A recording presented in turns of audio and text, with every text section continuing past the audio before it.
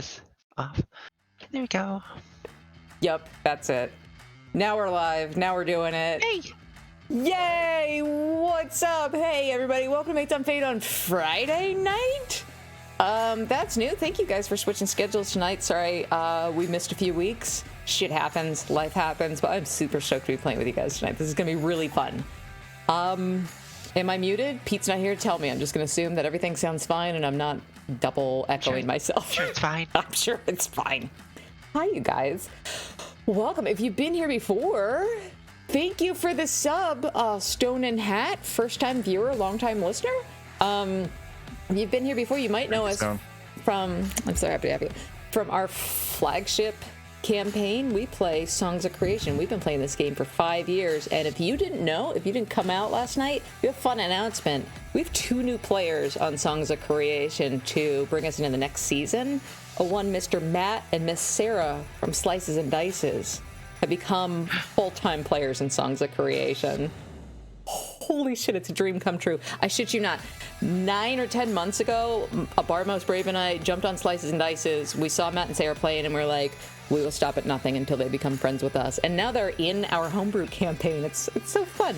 So come back next week, and you'll see the story get caught up. But then in 2 weeks, we're going to have 6 players in Songs of Creation. It's going to be bonkers. That's going to be awesome. It's going to be so much fun. I am excited. Thank you, Desmond. What's up, Miss Deadeye? Oh my God, the gang's all here. Hooray. Okay, everybody knows everybody, but just in case somebody's catching this on YouTube because they're like, wow, I wonder what the wrong way to run Phandelver is. Let me catch up on this campaign. Let's go around the circle. Miss Maeve, Maeve the Brave, you weren't here last week, neither was I. Hey, how you doing? Hey, what do you want to promote? What's up? Well, obviously I'm going to promote Maids of Fate because they're amazing. Yeah, but also Slices and Dices. Yeah. I stream with them too. And yeah, I mean, you guys took me first. It's okay. That's true. You were the OG. But I do want to promote my art. I do art on mostly Twitter when I post, and not as enthused to do it now that it's a whole thing. Anyway, yeah, I do art, and I post it under Maeve Climber on Twitter, and I also don't post my art because it's yeah. Anyway, continue. I'm getting into my tincture phase. It's been so long. Let's unpack that on the Discord because I definitely want to hear more about that for sure. Thank you for being here, my love. Lofane, Stone, what's up? Thanks for being here, bud. Where do you want people to find you? Hey, if I want people to find me, they should look around the internet for Stone and Hat. Mm-hmm. That's my username in most places. I also work with Views from the Dungeon. I've been handling your tech and procrastinating editing a podcast for them. So look out for that at a undisclosed time. Do you think that will come out before or after Phasmophobia? Oh, definitely after. Okay, well then I don't want to hear shit anymore. Thanks for being here. Jesse. We're both scared. Oh my God, we're both such horrible procrastinators, but me more than anybody. Hey, Jesse. Thanks for being here, bud. What's up? Oh, just living life. Yeah, you can find me on Twitter and TikTok at GOGFirst, goofing off, posting art whenever I can. You can also see some of my artwork on TTTomes. Some of my stuff is on here for sale on his store. Yeah. Yeah, speaking of TTTomes, I just got the most incredible shirt off that website, and I believe I know the artist. I'm not sure. Was that a GOG-verse creation that I acquired, Mr. Marcel? Yes, you are sporting the latest in GOG's the summer line. So oh no. Yeah. Oh no, I'm sorry. I was hoping you'd take me on as an influencer. Oh yeah, I'll have my people reach out to your people. Fantastic. Thanks for being here, Jesse. You are the backbone of this campaign when Tincture's not here. Marcel, thank you so much for being here. Marcel, what's up? What do you want to promote? Listen, if you guys know me, you know I'm working on a Kickstarter. You guys can spread that word of mouth. TTTomes. I'll drop the link in the Discord here, but I'm here tonight because I want to play a Red Dragonborn. nickname Brutalitar Glory main. So. Hell yeah! Or Tally. Or Tally for sure, Yeah. depending. Only certain people. Just the one, really. That's awesome. Okay, thank you guys for being here. Thank you for being flexible with the schedule. Sorry, thanks for understanding. You know, my short-term campaign has lasted, it's gonna probably go on about half a year, so I don't know, at least it's not the I see no problems with this. This is supposed to be a one-shot. Yeah, 1 year shot, exactly. Yeah, I said mini 1 year. Yeah, for sure. It's all right. I'm excited for the reunion episode. It's, you know, Mates of Fate in space. You mean the reunion miniseries, right? Correct. Fate in space. Yeah. Okay, would you be so kind, if you see the little heart button, give us a follow, get notified when we go live. We're usually streaming twice a week. Right now we got Songs and Phandelver. We got a couple more charity one-shots coming down the pipe. Is that anything? Later in November. Is that anything we're announcing right now? I don't remember. Anyone? Is it not? Are we announcing it? Yeah, we can announce it. The 21st, me coming out with my first live stream. I'll be DMing for a group of DMs so they can critique me secretly after we're all done. I don't think we're going to critique you, but we're super stoked to play. Yeah, especially the Forever DMs. Just we love playing so much. Heads up, it will not be a one-shot with who you've invited. We will roleplay way too much than is appropriate for a one-shot, and it will be at least 2 nights. You're welcome. Thank you for having us. So November 21st, everyone should come back and watch that. Yep. Okay. Mark it on your calendars. I can't wait. So I'll get to be Is a that under DM Mates of for Fate? us. That will be under Mates of Fate. But Marcel and I will be, you know, collaborating, make sure it's like a stream that we can kind of co-produce. It's going to be awesome. The synergy. Can't wait for it. He did a really good job doing a one-shot the other night. I know, I can confirm that because I was lurking quietly in the background. It was a lot of fun to watch. Sorry, I'll talk about that on Discord too. Yeah, he's okay. He's okay. He's fantastic. I was playing a little drinking game with myself where every time Marcel called for a saving throw, everyone was like, I was just about to before you said, and then I died. Because no one rolled saving throws. They just told Marcel what they were going to do instead of having to make a save. I was about to put on my boots of striding so I don't have to do the thing you just said happened. I made a bunch of saving throws and I succeeded most of them. Except for my dex checks. I love it. Good times. That was a lot of fun. What the hell am I talking about? Okay, if you want to go to matesoffate.com, you can get links to our socials. We follow us on Instagram, Twitter, catch our old episodes on YouTube. You can get our merch on matesoffate.com, or don't. You know, do whatever you want. Thanks as always, friends. Thanks as always to our friends, Syrinscape, for the amazing sounds and atmospheric music that you hear. You want to make game. I don't actually hear it. My dude does my volume. I mean, I'm running a different song right now for the stream and some for you guys, but Is it your favorite one? no, it's not. But you know what? Let's do that. Let's just do that. No, why did we say anything? If you want to spice up your home game with more epic tunes like this, you're welcome, Stone. Syrinscape.com. We are informally announcing I'm finally going to follow through on my commitment to play Phasmophobia on stream with my friends. Because we raised enough money for the Trevor project. That will tentatively be, what did we say, the 15th? November 15th? We said yes. We Tuesday. gotta confirm with Blue Pitch Gaming, but if he's good, we're doing it. We're running it. Yeah. It's gonna suck. It's gonna suck. It's gonna be awful. Don't come. Don't come. It's Okay. I'll protect you No, you and won't. die. But yes, I will. Nope. Speaking of charity. Speaking of charity, we're raising money for the Trevor Project. Trevor Project is an awesome organization committed to working to save young LGBTQ plus lives, providing support through free confidential crisis programs like Trevor Line, which is the only 24/7 crisis and suicide prevention lifeline offering free and confidential counseling for LGBTQ youth. They also run Trevor Text, Trevor Chat, Trevor Space, And if you want to send one of these players a potion, cause a wild magic surge in the game, send them a random potion of like dubious origin, all that money is going directly to the Trevor Project. We need $49 more, and I will post a picture of me and a Bard Most Brave at our senior prom. Very long ago. Platonically. But nevertheless, oh, those spaghetti straps and platform chunky shoes. It was not good.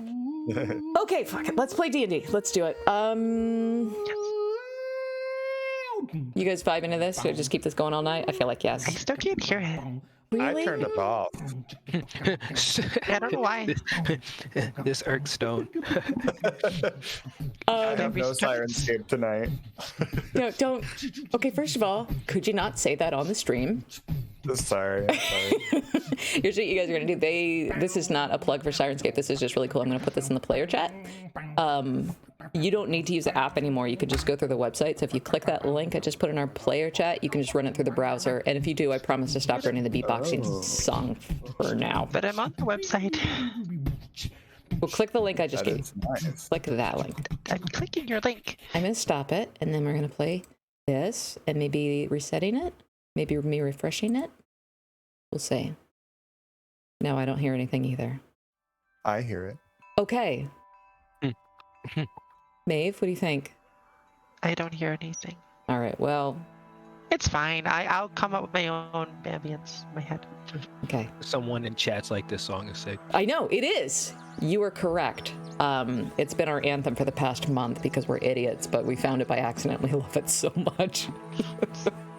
We paid Arcade High a lot of money for a theme song, and we don't use it. We just use that free song in Syrinscape because we're ding-dongs. Okay, let's play D&D. Yes, ma'am. Okay.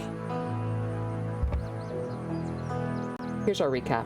There's a lot. We've been away for a bit. Syrinscape is too loud. Give me just a second. I'm a professional DM and role player. Okay.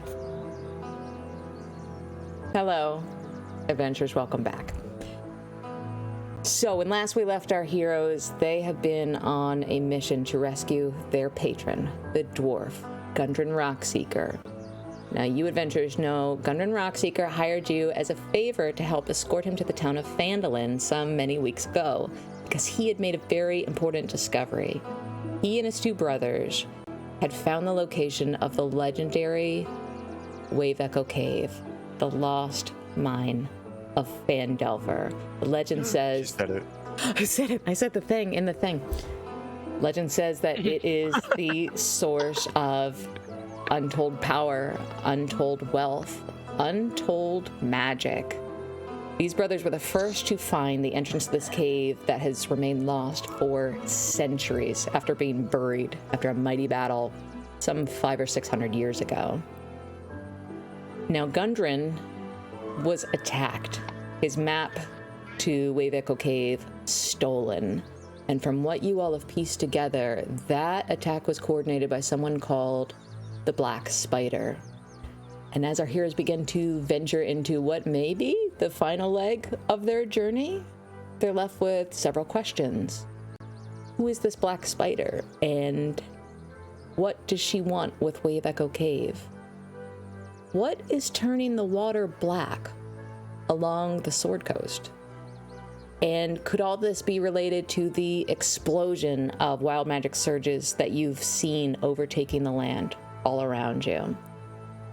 So now we join our heroes in the sleepy town of Phandelver, where they've been tasked by Gundren Rockseeker to go to Wave Echo Cave themselves.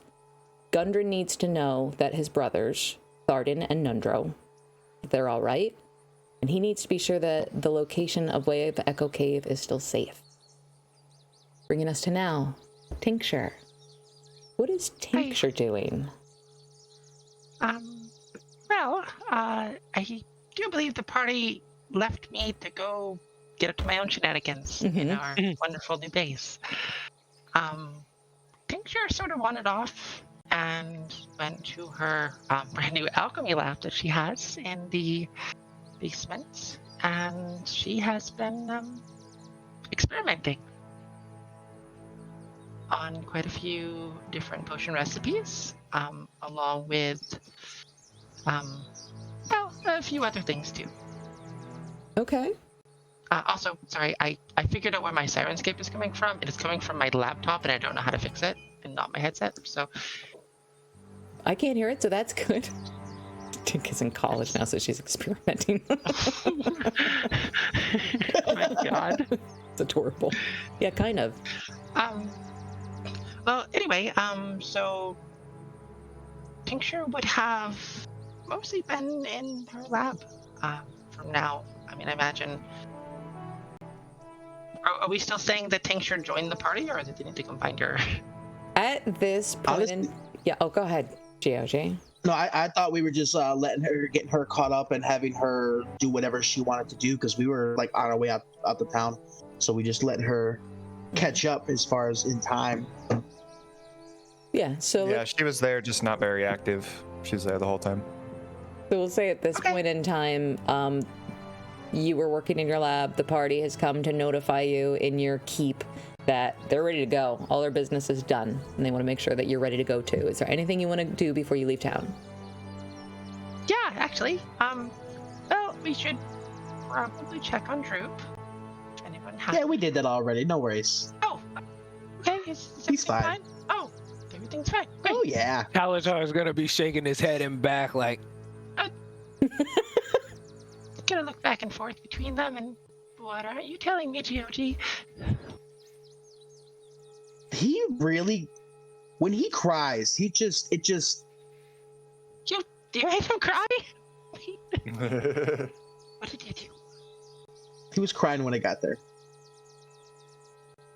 GOG, you want to make a deception check? Oh yeah, of course.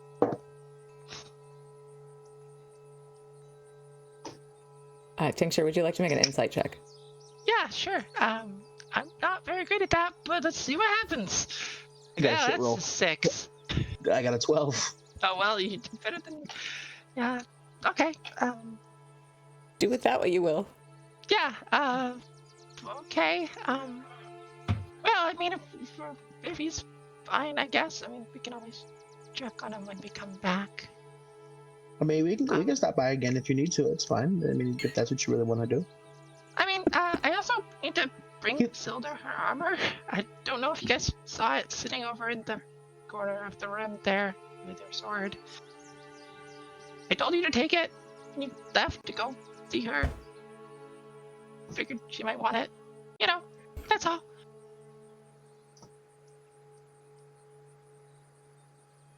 Should we do that? Should we? I'll go with you. Yeah, let's do it. Okay. So, Tincture, you lead the party across town to the town master's hall. As you approach, you hear a very heavy snoring sound coming from beyond this wooden door. You push open the town master's hall and you see this great hulking pork chop of a man slouched over on his desk. You remember the town master. He's completely passed out. You do not see Silda anywhere, but you see a note on her desk saying, gone to check on the water. This guy is still sleeping? Like, for fuck's sake, it's mid-afternoon and he's been, you know what? Whatever. What's in the room? Like, is there anything? Like, is he sitting on a chair? Is he? Oh, yeah. There are Yeah. two small tables in this room that are being used as makeshift desks. One is the town master's and one Silda is using. And then back behind them is kind of a makeshift jail cell. That's currently empty. Okay. Do I know what it means when she says she's going to check on the water? You would know that when you all came into town, all of the water around was black. It was just tainted with this thick ooze that could not be pulled away from the water. The town's only source of water right now is what Lothain created for them and left in buckets and pans and troughs around the town. And I would have let you know what I know. I have a question then. The well that was in the keep, was that black too, or was that empty? That was black, but you guys did have a rain barrel that was untainted. That was Empty or full? You had a full rain barrel that did have clean water in it, but the well in your keep that's fed from the water spout in the roof, that was black. I've also created water in various places that we could use. Great. So should we just leave Silda's armor and weapon here, or should we find her? I'm sure it'd be fine just to leave it about. We'll just leave it on her desk next to her, and we'll leave a note. I mean, who's gonna come in here? I mean, we should maybe wake up the town master and tell him. I would look at tried Tank and just be like, he is useless. We tried to wake him up this morning, and he was just like this as well. I think then we need to bring him with us so he can fight. That sounds like more work. Oh, you said he's useless. I mean, just trying to think of ways for him to be helpful. That's all. Brutalitar's kind of giving a head shaking back like this man should do something, but he's just kind of standing there. I'll splash him with water, create water, and splash him with it. Oh god, what an amazing use of first level spell slot. He does not rouse from that, but he does give like a tremendous snore. And he just kind of like shifts his head to the other side of the desk and keeps sleeping. Now he's wet. Okay, but whatever. It kind of reminds you of like a hog lounging in mud.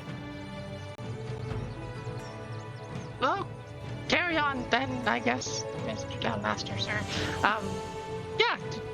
Oh, I need to go buy something. You know, if they can't wake him up with water, I'm gonna create flame in my hand and then just inch it closer to see if I can wake him up. How close do you get, Brutalitar? I ease it closer until I wake him up. We tried to do it the nice way. You got a nat 1 on that. So basically you can bring it all the way to his face and it starts to singe him a little, and then finally oh. Can an eyebrow be gone, please? Yeah, 100%. Okay. Then I feel good. I'm just gonna look at Tink and be like, see, useless. He's awake now, at least. You see, like, he's just kind of holding his missing eyebrow and just kind of goes back to sleep with his face in his hand. What? Did we need him for something? Or I just thought maybe he could be doing something more productive with his time. I looked at GOG. Oh. Delete the town. I mean, that doesn't really. Can't tell a man how to do his job. Mm-hmm. I mean, we could have his job. I mean, he is we'll touch asleep all the base time. on that. We can touch base on that when we get back and maybe fix the job from famine Do you and, think and we poison. could actually? Do you think we could carry him without waking him up and put him in the jail cell and lock the door? No, all right, Tink. I was humoring you, but I think we should just keep Yeah, no, him we where should he leave. is. Yeah, let's do it. But what if we committed a crime first? It's not a crime. What are you talking about? Anyway, Not yeah, handling, because there's no law here. Support we all are of the law. this. Anyway, yeah, we should go then, I guess. Did you have shopping you wanted to do? Anything you wanted to pick up? Yeah, I actually, I just wanted to buy more ball bearings. Cause you love those. You didn't happen to create any potions while you were off experimenting, did you? Oh, well, let's see. I tried to create a greater healing potion, and I kind of started a fire, but it's out. I messed around with that weird beverage thing that the trader gave us, and I made some drinks. They taste kind of good, but I don't think they do anything. Okay. Brutalitar's gonna be like, what kind of fire? Was it a big one? A small one? Kind of small. I mean, nothing burned. Just paper and my tail. Put it away, Brutalitar. Come on now. Okay, so the ball bearings. Yes. Yeah.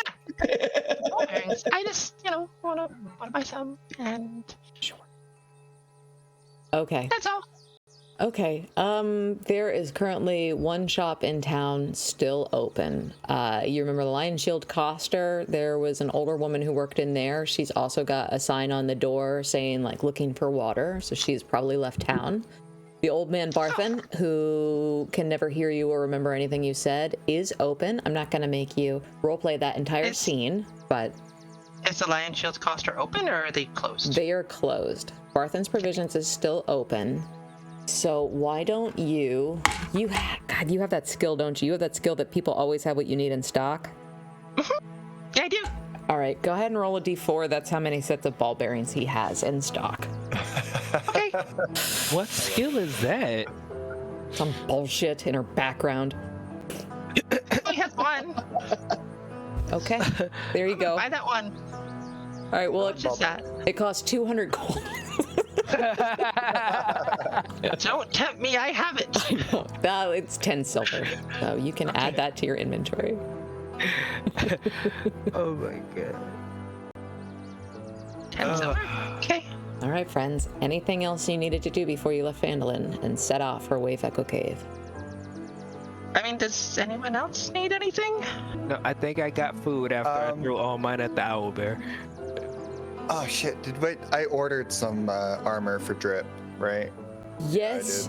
No, what did you... Christ, what did you I do? feel like I did. I feel like I ordered some, but this is like today, They gave you the yes. material, and I think we said that between you and Tincture, if you spent like 2 or 3 days at the end of the day, like working on putting it together, you could have a functioning set of armor after 3 days if you spent time working on it. Yeah. Do we want to do a time jump for you guys to do that?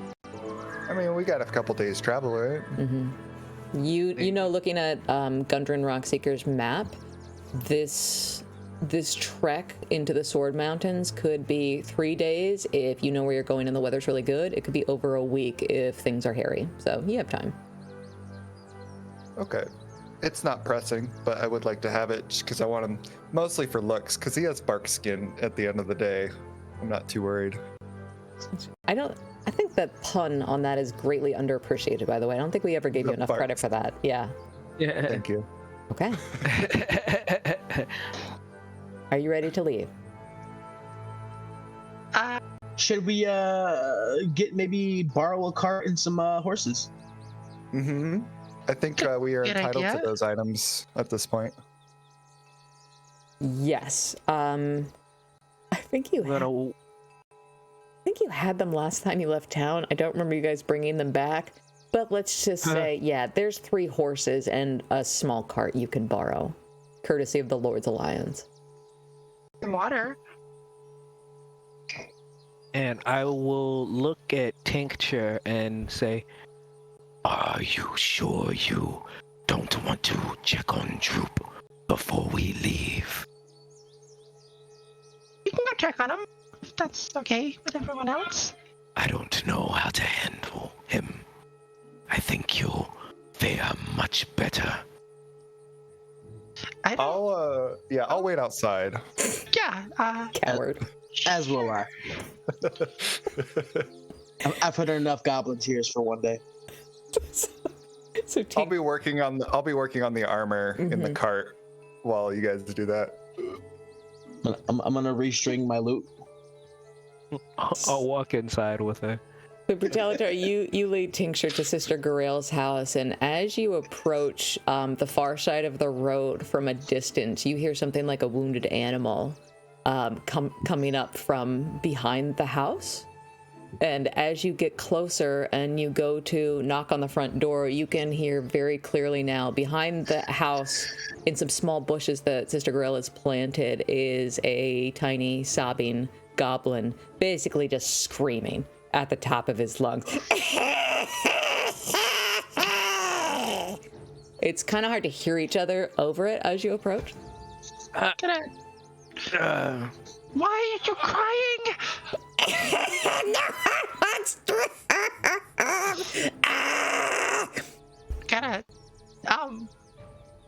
put a reassuring hand on his shoulder and pat him. Be like, I mean, I could use your help if you want to help. He's completely sopping wet, and as you put a hand on his shoulder, he begins clinging to you like a toddler, climbs into his lap, and just starts crying right here.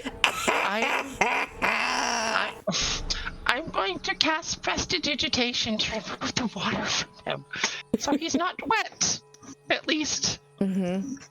Okay. See, look, you're dry now. That's good, right? He's still sobbing. His tears are gone, but you can't even see his eyes. Like his green eyes are now just red with puffiness, like swollen closed. What's that? Well, I mean, listen, Droop, if you want to stay in town, I can give you a job, and then you'll make money for your family, and you'll provide for them. That'll be great. I don't need you to do anything crazy. Make a persuasion check with disadvantage. Okay. I'm terrible at those. My man's that's a 1. That's an 11. Yeah, it's a 1. Everything you said is largely gone unheard, and it's getting hard for you to like hear yourself now in the ringing of his ears and him just like sobbing into your shoulder, hugging you tightly around the neck.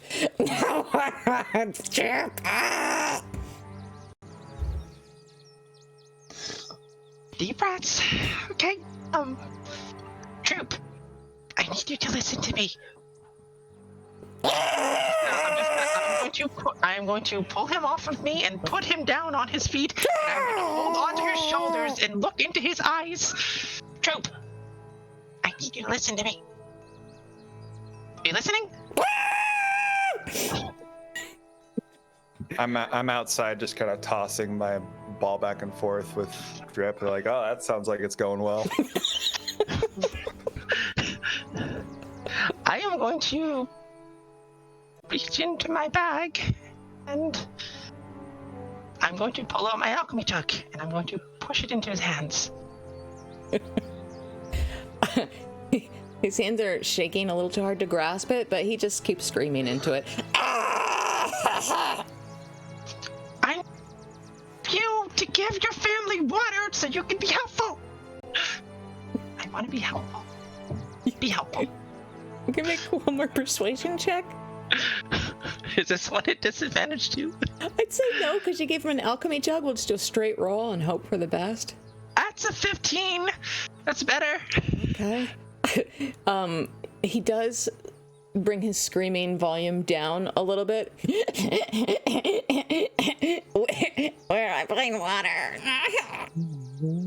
Troop, listen very closely. If you want to stay in the town and you want your family to, if you want to help them, I am also a goblin troop.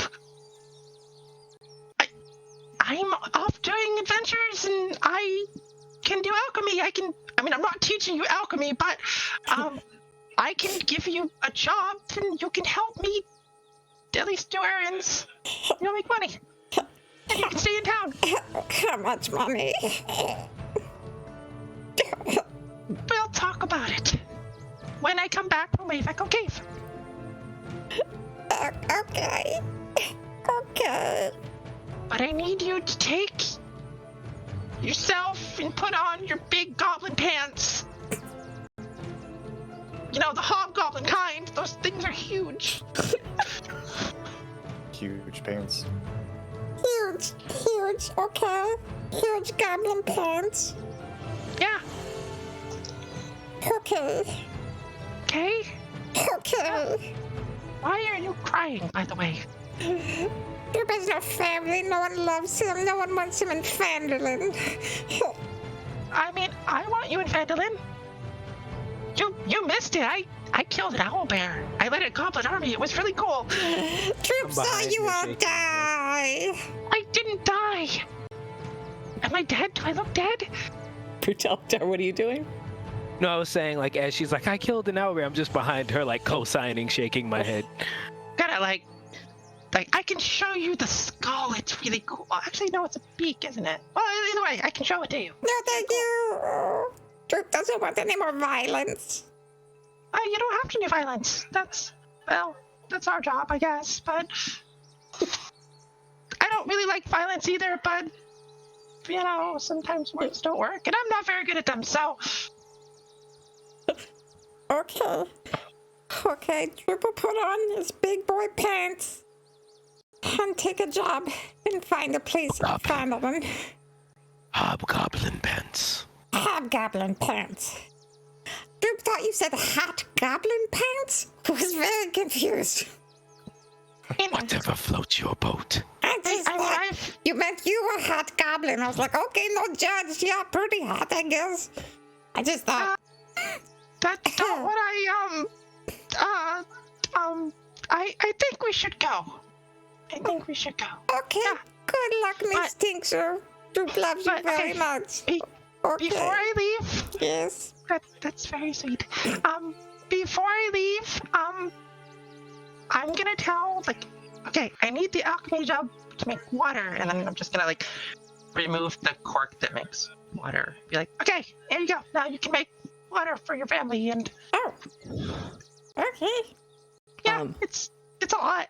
10 gallons or something. You hear your alchemy jug saying to you as you hand it over to Droop, you hear it say to you, "What are you doing? I don't want to go with him. Ew.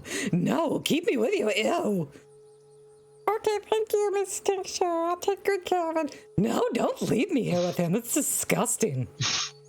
I will be back, and you'll be fine. You're a traitor. You're the worst. Ugh.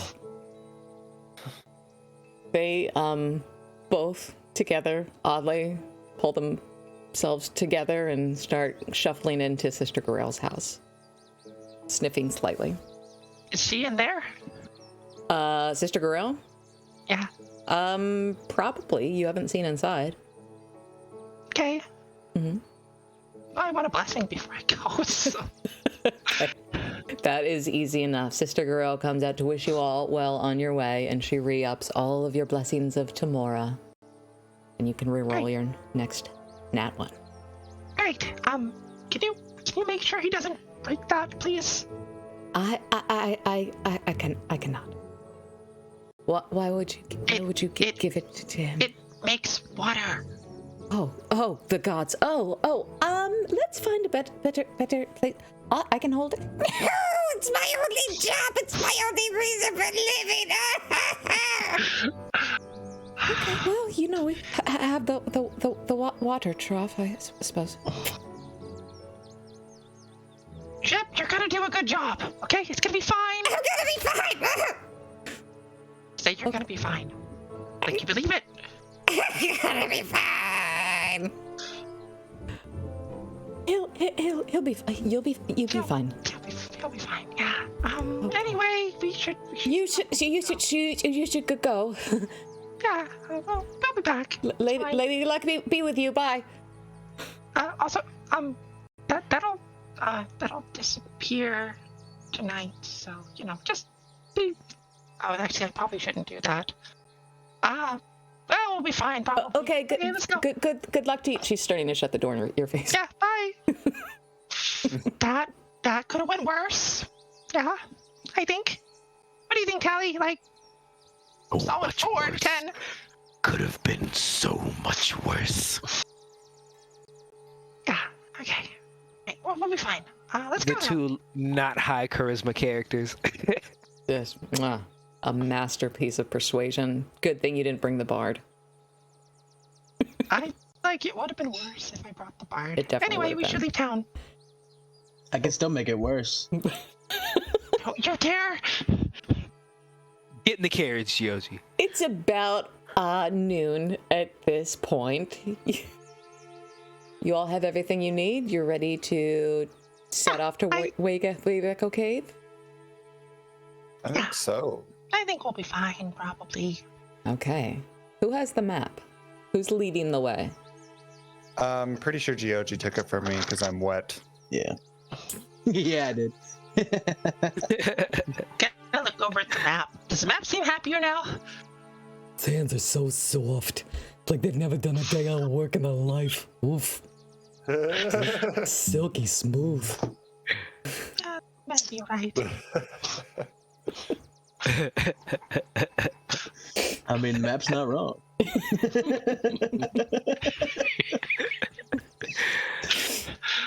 I let me just say, I love the fact the voices have not gone away.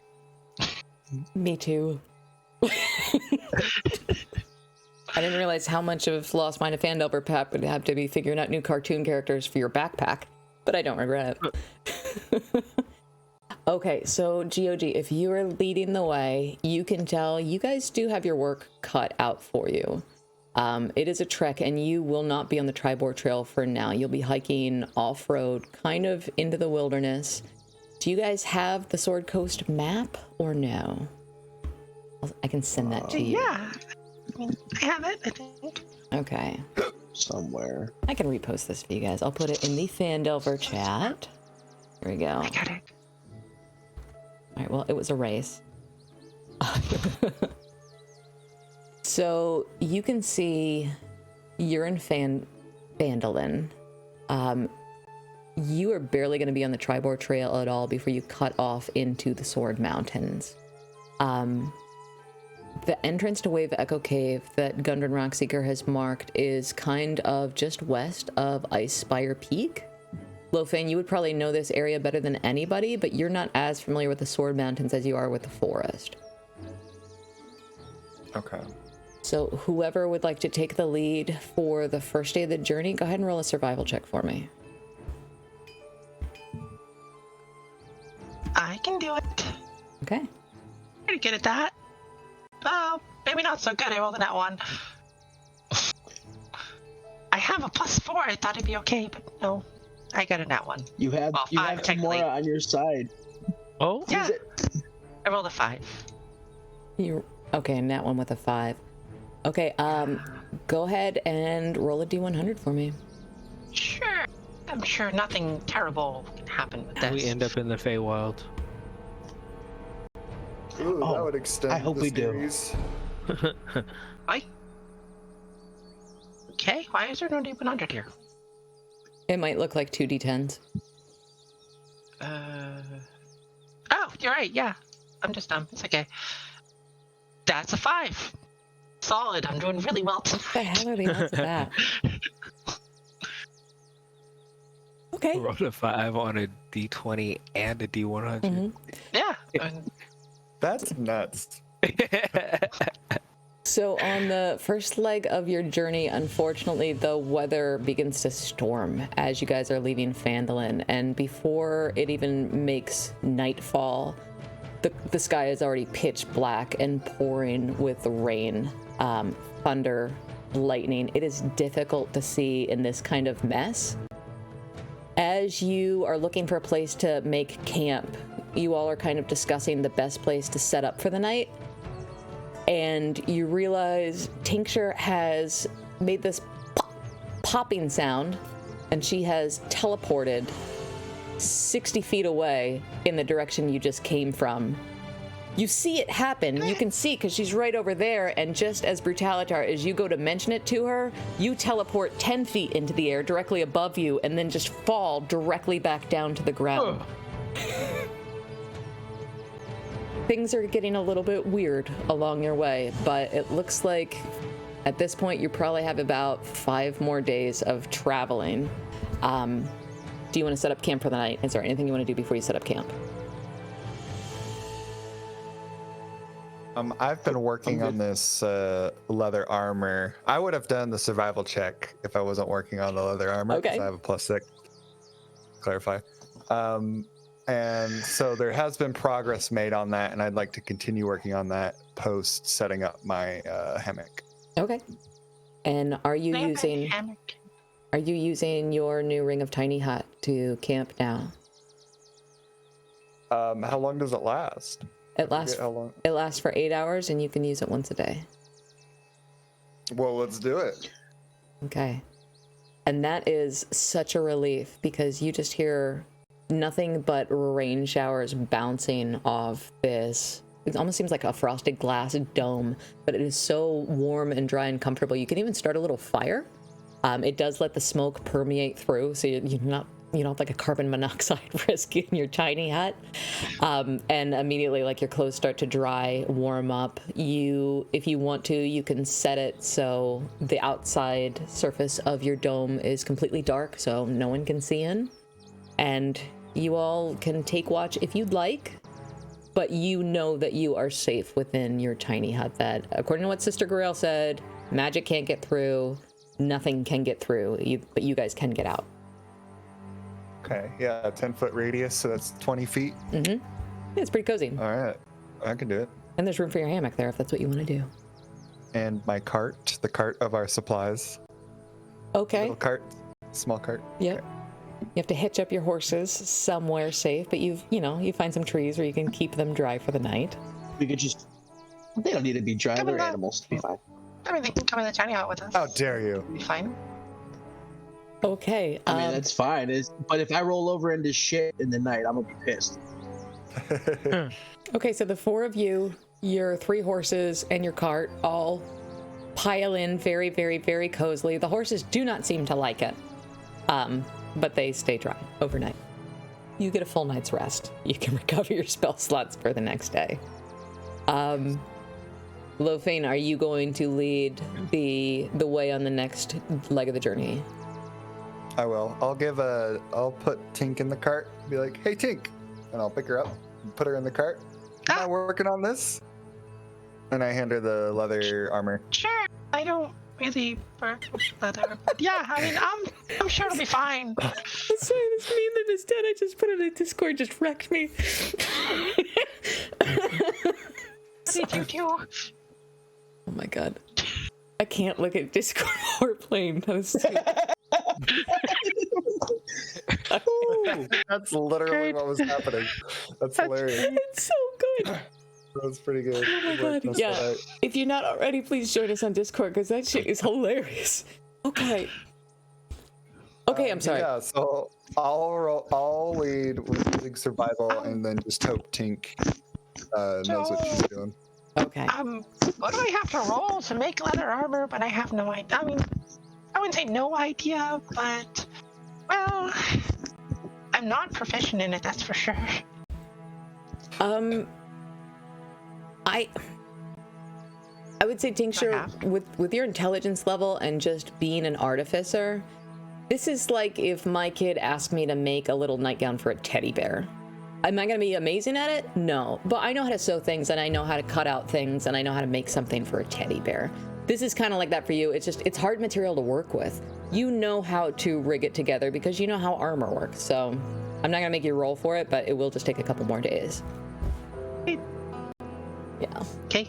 Wait, I can make leather working tools. I forgot about that.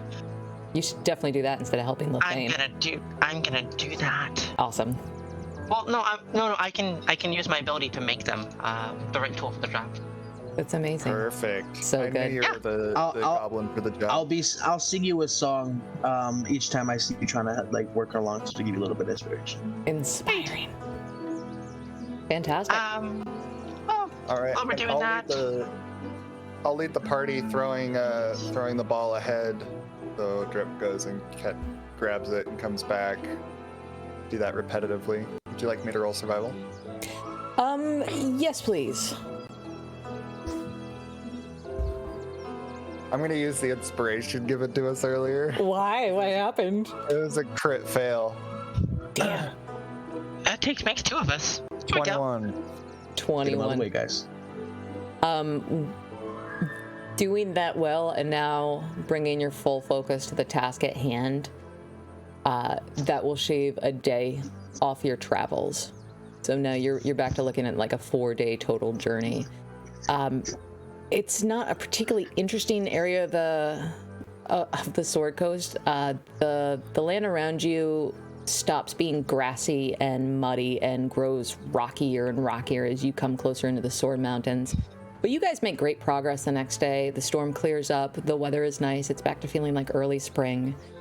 One strange thing that starts to happen in the late afternoon on the second day of your journey is you feel tremors underneath you. Lofane, you would have experienced an earthquake at least once in your life. They're pretty rare in Faerun. But this doesn't quite feel like that. It feels like an earthquake in that the ground beneath your feet is shaking very slightly. You're not going to fall down or anything. You can just feel it vibrating, but it goes on for probably about 3 or 4 minutes. Very odd. Like you just see these tiny pebbles in the rocks around you just dancing and scattering around.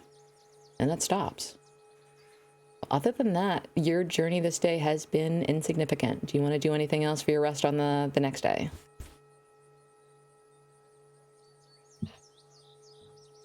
Just circle up and tiny hit. Okay. I want to give one of the others a potion. I want to see who I'm going to give it to. Okay. I'm going to ignore the one because that will be me. But And we're traveling in a cart right now, just for imagining roleplay purposes. You guys have 3 horses, so one of you is probably sharing a horse with Tincture, and your cart is just small enough to carry some supplies, but not necessarily to carry you guys. Like, it could carry Tincture Got or it. one of you, but it's mostly meant for supplies. Like a small Got it. wagon, yeah. Okay. So, I'd be pretty focused as we're riding forward. Okay. Not really saying too much. I'm going to give Bertalatar a potion. What potion? Yeah, I mean, if This? well, it's a thing. I think it could be funny. Funny. Yeah, it's an alter self potion. I think it could be kind of funny to use it on somebody. You know, pass the time. Use it on someone or drink it myself. Yeah, I mean, you could do that if you want.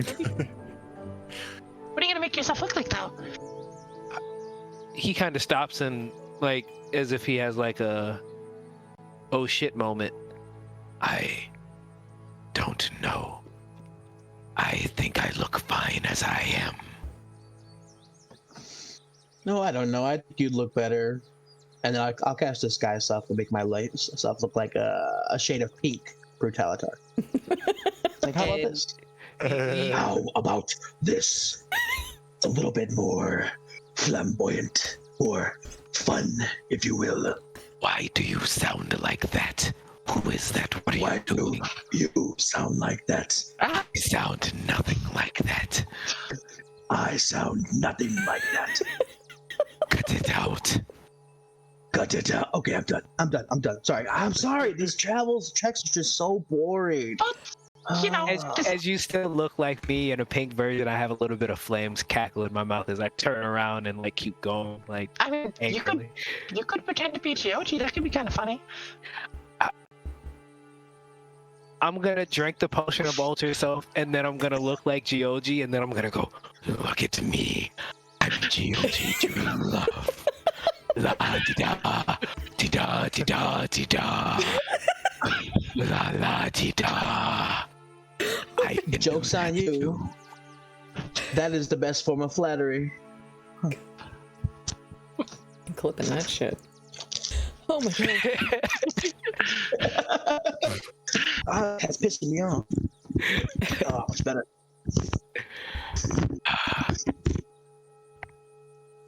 Okay. How long do you think I should wait before I take the alchemy jug away from Drip? What do you mean, take it away? Well, I mean, I make it with my magic, so Oh, I can just kind of take it back when I want. he's Can you going imagine? to fall apart. He will. He'll think that he broke it or something, or he did something wrong. He'll be like mid pour for somebody. It'll just stop working. He'll be like, "What did I do?" And then just throw a fucking fit. Like, it'll be terrible. Sounds fun to And me. because I can mimic voices, I made that. I made his voice. It's a really good troop impersonation. Good. Anyway, yeah, maybe we should wait a bit longer. That's a good idea. Plus, I can continue making the town water. And that's, Yeah. you know, I mean, being helpful. do we have any? Is there anything that you can use other than the alchemy jug that can help us out in this little trek? What do you want? Oh, I'm just asking, is there something else that you would rather have or right now, like that we need? I don't need anything at the moment. I mean, Glitterhorn's kind of in my bag. I can't really use them right now. It's Wait. fine. I'm sure it'll be fine. You can't use Glitterhorn if somebody is using one of your magic items? I can only use 2 of them at a time. Oh. I'm not quite that skilled yet, so. And Tally has the I other just one. don't know I just didn't know how it worked. That's cool. Your armor. You have your armor. Anyway. Are we sleeping?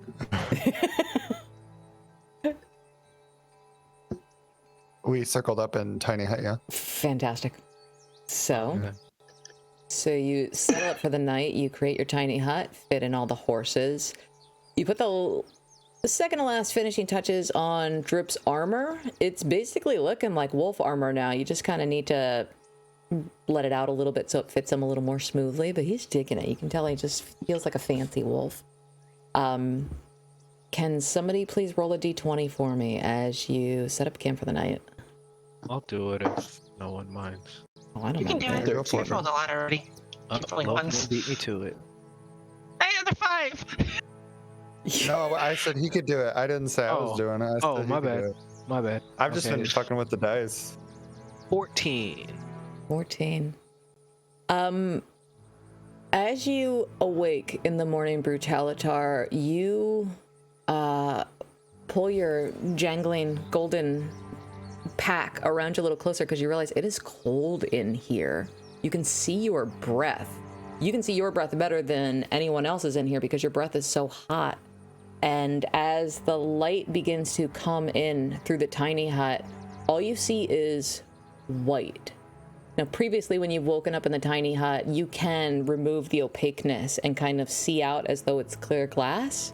And as you guys attempt to do that, you think you've made it clearer, but all you see is white all around you. Peek my head out. You are, yeah, Brutalitar. I to touch the. Yeah, you both do that. Brutalitar, you get a faceful, and Lofane, you get a handful of snow, and it is at least 8 feet high or 6 feet high because that's how high your dome is.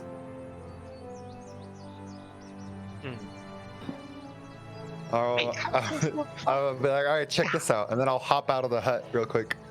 The hut goes away when you do that. I know. This is hilarious for all of you over 6 feet tall. Your horses seem surprised and they kind of startle a little bit. Your cart has disappeared. Tincture has completely disappeared. You are now starting to be smothered under probably 6 or 7 feet of snow. Okay. I don't think I can do anything about that.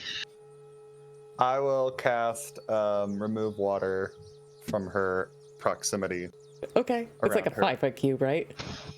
Yeah. I believe in You just it's actually see your bigger. head sticking out of the Lofane Lofane overdoes it, and it's Tink. Water.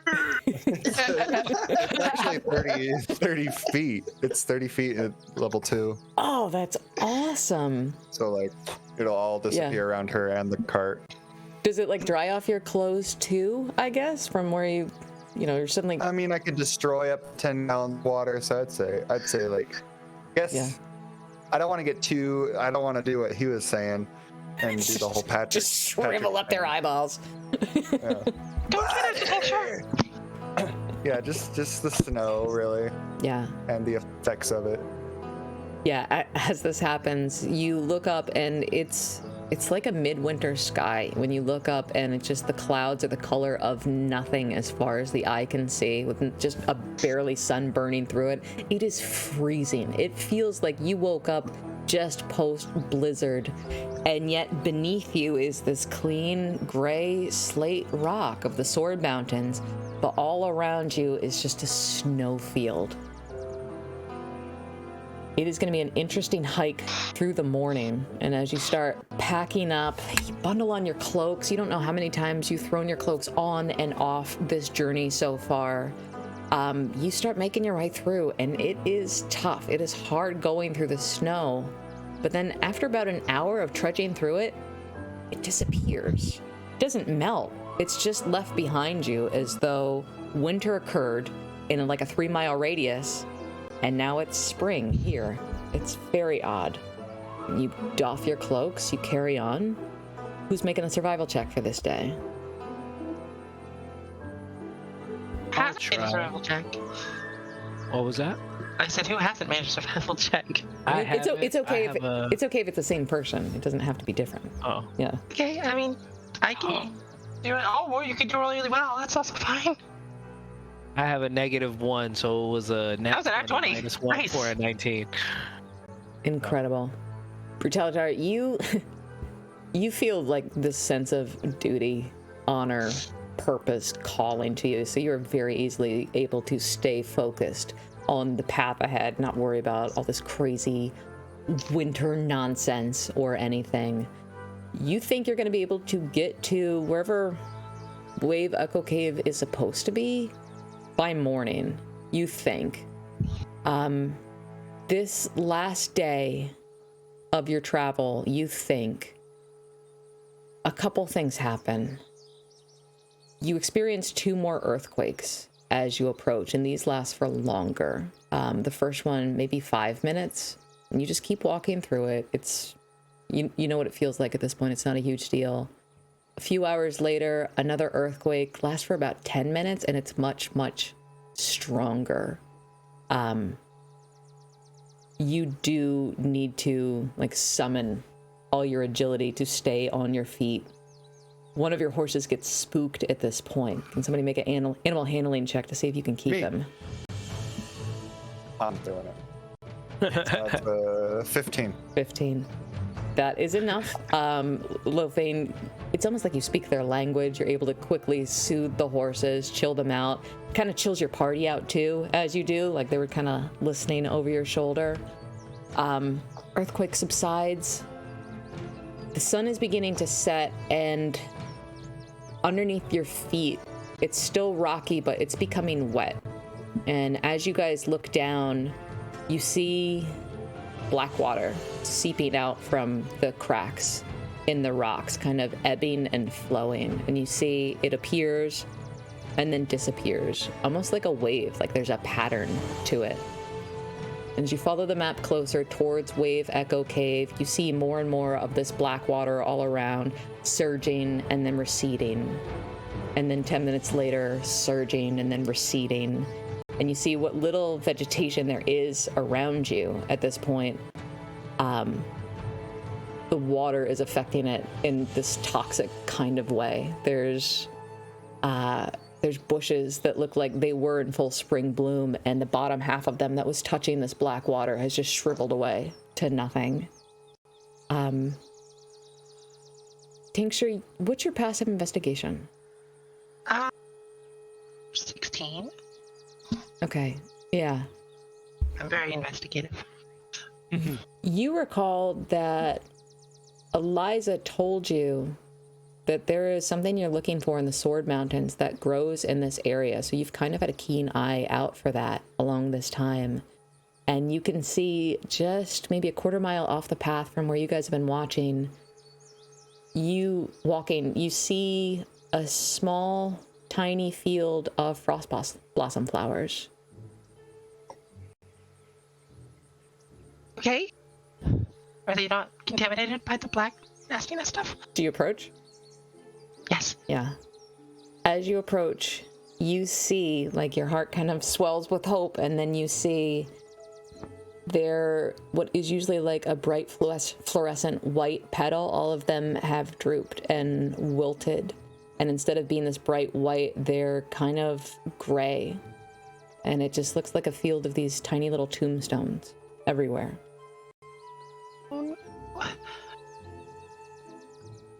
I'm gonna start sort of digging in my pack to look for anything that can help. to maybe heal the flowers. I don't think that's something I can do though. Do you have anything in your pack that can heal flowers? I don't. I just have healing magic. I can try to cast a healing spell on one of the flowers. I don't think that's gonna work, but You can try. Like, you take a small fistful of these little blossoms, but it looks like the life has already left them. And they feel unnaturally cold to the touch. Lofane, can you heal these at all? You're a druid, right? I am a druid. Certainly. Let's see if I can do that.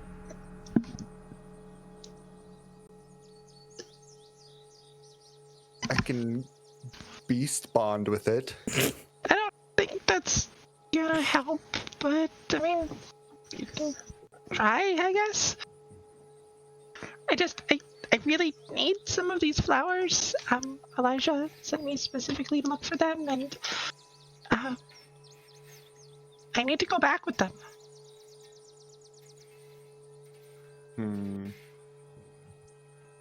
Best I can do for you is make some water so you could put it in a pot and take it with you. Okay, Maybe we can nurse it on the road. You want to give that a shot? okay, I'm just gonna pick a few of them and just gently put them in a pot and... Wait, do we have a pot? I don't think we have a pot. I have a mess kit. No, I have a mess kit. We're going to put it in one of my pots in my nest kit and throw some dirt in it as well. Okay.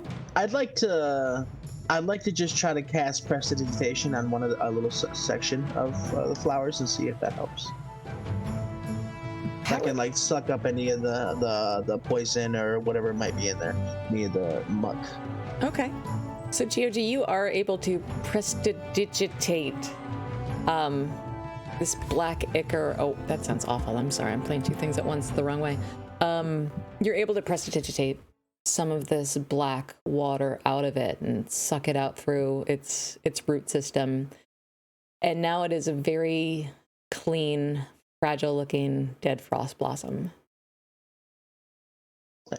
I don't know if it's still the same, but it looks better than it did before. I could do this for a little bit if you want the better bundle tank. I mean, we can try. Maybe we can find some somewhere else that are not dead. It's up to you. I mean, you're the one that needs it. Let me know.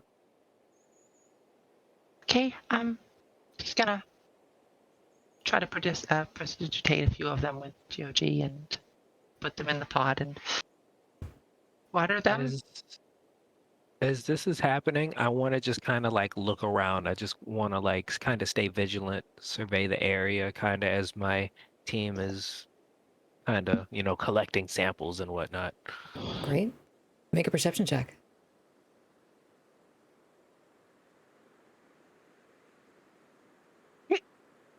I don't want to talk about it.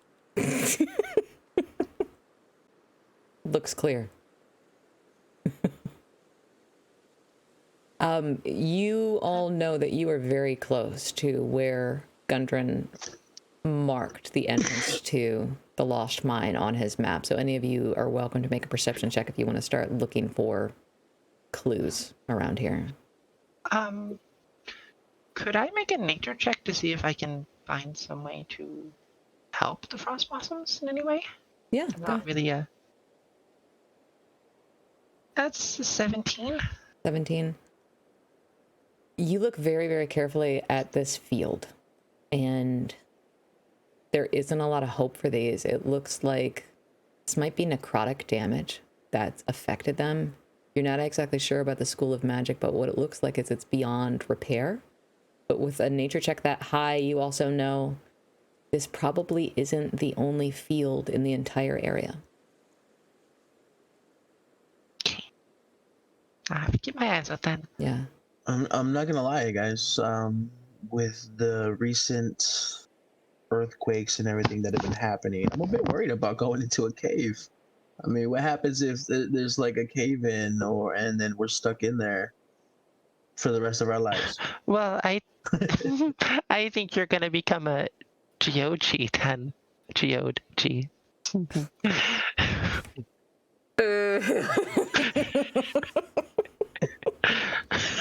You know what? I I'm gonna love give that. it to you. I pull out my drum. I'm gonna crack you open. There's probably something beautiful inside. Yeah.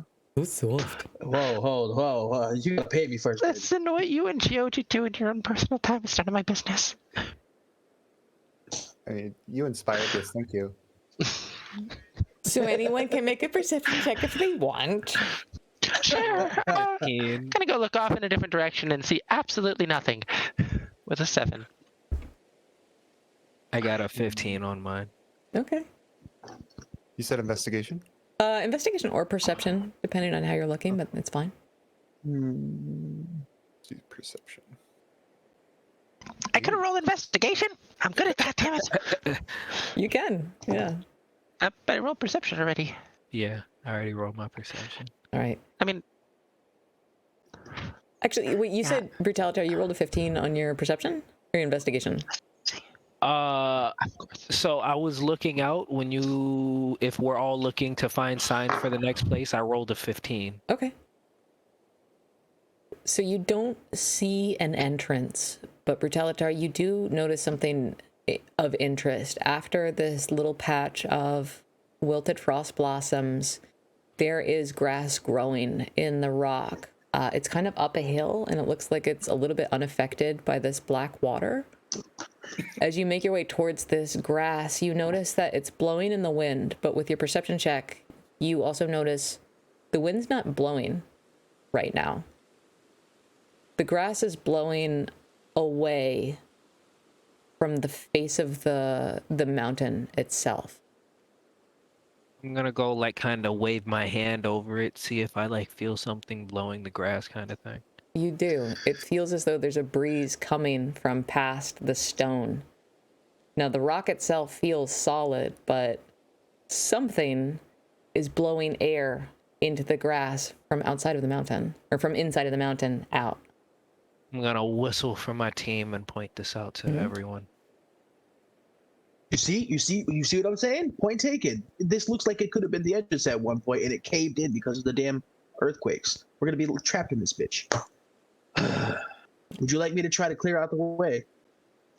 I mean, this might be a spot I can make inside. I don't know. Oh, actually, I want to cast a spell. Okay. Yeah. Cast what? I'm gonna cast Find Familiar. Because I can't use Glitterhorn, but damn, I can summon something. Okay. That is an hour. So would you like to sit and take the time to do that? Or... Find Familiar? I can just cast it, can't I, if I use a spell slot? I believe so. Is it? I think the first time you have to like summon it. I'm not sure how long that ritual takes, but after it's summoned, you should be able to snap it in and out of existence unless it dies. Okay. I thought the ritual was an hour to make it. Oh, I wasn't gonna ritual summon. I was just gonna summon it with a spell slot. But I can take an hour. I can kind of sit in this dead frost blossom field and. Okay. I don't know it well enough, but you probably will be able to do that. And Geoji, as you start examining that wall, looking like, can I clear this out? You start to brush away some of the rubble in this older rock, and you realize what you're looking at on this solid, flat mountain rock face. It looks like 9 square plates, almost. It takes you a moment to notice them because they're very far apart, but you've been trying to see if you can find a way in here. There's 9 square stones, kind of in a grid of 3. 3 of them are a bit higher than you. You're a tall guy, but they're probably like 8 feet high. The next row of them is 3 that are 5 feet high. And you look down and there's a row of 3 that are 3 feet high.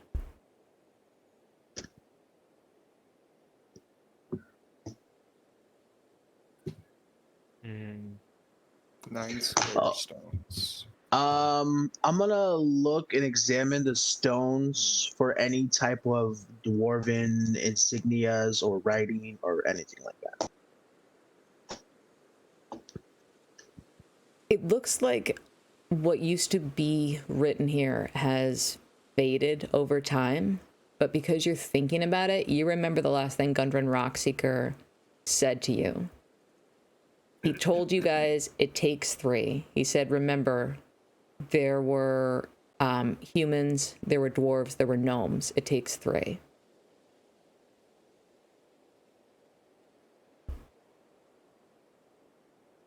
I'm gonna start looking around on the ground for square rocks.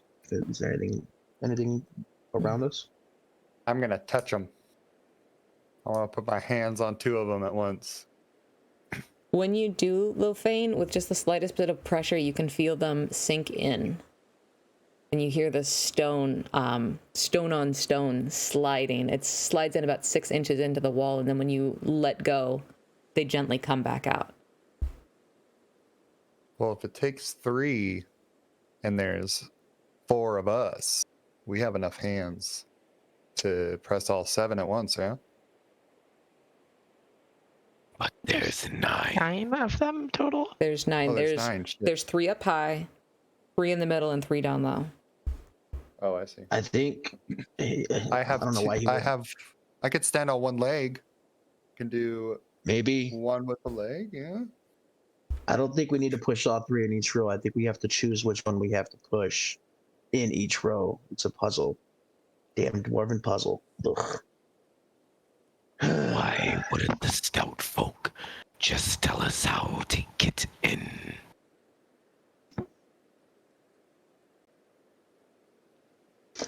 And there's no symbols on them. No, they're all completely plain-faced. It takes 3. Well, I guess we play the guessing game, guys. What do you think? I'm gonna walk up and push a random stone in. Which one? On the highest row. Top left. In the highest row. It pushes in and then releases, but you don't sense anything else happen. I think we're supposed to push them at the same time, maybe? I'm gonna I think so push too. it in and hold it. I'm gonna step back That 20 makes feet sense. and I'm gonna mage hand push it to see if it works. Which one? The middle series ones. If he's doing the top left one, I'm gonna do the middle one. In the center row. All 3 of them, or just one of them? Just one. Just one. Okay. They both go in at the same time. You are a safe distance from this being some kind of trap, but it doesn't seem to have an effect. Hey Tink, follow my lead. Do what I did, but on the bottom row. But Pick one. I'm doing... Oh, okay. Never mind. No, it's fine. I can I do the thing. Bottom row, bottom left, I guess. Okay, so you have top left, middle left, Bottom and bottom center. left. Okay. They all go in at the same time, and you listen for a second. It sounds almost like something was clicking, but other than that, nothing happens. He said, "Remember 3." Let everybody push the third one. They're also very tall too. So, you guys are tall guys, but the 8-foot I'm ones not. you still have to reach up pretty high to reach the tall ones, whereas the ones in the middle are kind of exactly your height, and Tincture, the ones on the bottom are exactly your height. What were the 3 types that pressed them in originally? It was a dwarf. Human, a dwarf, and an elf, right? Gundren told you it was a human, a dwarf, and a gnome. A gnome. And a gnome. See, a dwarf could just... I'm just wondering if we need to do like 3 different heights. That kind of gives us direction. Because there's the really short guy, there's the kind of short guy, and then there's the tall guy. Yeah. The 3 different heights. So we'll just have to figure out which one in each column. Well, let's try pushing the third one on each row first. Just because 3 seems to be a significant number. And that's what Gundren told us. Okay. You push 333. Mm-hmm. So again, you feel like you hear a slight clicking this time. Other than that, nothing happens. I feel like the symbol combination is 1, 2, 3. You know, people don't like to think about hard passwords for their puzzles. I mean, if that, I'm just saying, there's enough people who don't know how to be creative about their puzzles. I mean, I don't know. I've known plenty of dwarves, and they're pretty stubborn enough to make some crazy concocted puzzle. Yeah, let's try 1, 2, 3. So Oh, hit. 1, 2, Oh. 3. Mm-hmm. Okay. Nothing happens when you try that combination. Yeah. All right, this might be a shit thing. I don't know if I should do this or not. What are you gonna blow up the wall? I'm thinking about it. Uh, No. I am not I'm gonna using a fireball. I'm gonna like kind of put a hand up. Do I see any kind of markings on any of the buttons? Does it look like they have like a 1 through 9 number on like a dial pad kind of thing? Do they have any markings on them, or are they just squares? They don't. Oh, It looks like it's worn away over time. Like maybe there once were handprints on them, but it's almost entirely rubbed off. I want to cast Detect Magic. See if I see anything. Oh yeah, I forgot you had that. How long does that take to cast? I can just cast it actually. Great. Because I have it as my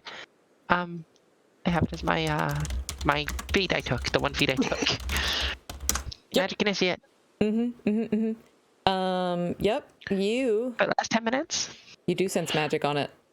It is from the school of. Hard knocks. This is from the school of hard knocks. It's this is the goddamn foil of any DM. Hang on. It is from the school of abjuration. Yep. That's what you sense. Saturation. Yes. Okay. Do I see anything? Like which button to press? Mm-mm. Damn. Does any one of these buttons look more used than the others? At this point, no, because they're all so worn from centuries. But here's what you know. If Gundren told you that you guys remember hearing the story of Phandelver Pact and how the humans and the dwarves and the gnomes all work together to make this mine successful. The top row of buttons is too tall for any of them. There are no humans that are easily reaching 8 feet high. You guys are a bit taller than your average human by a bit. So with that logic, Brutalitar is going to say, Inkcha, get Yeah. the bottom left. The bottom left. And I'm also going to take my foot and hit one of the bottom ones and then tell GOG, get one of the ones in the middle around human height. 1 for gnomes down low.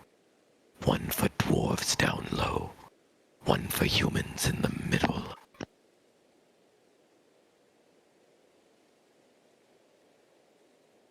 Worth a shot.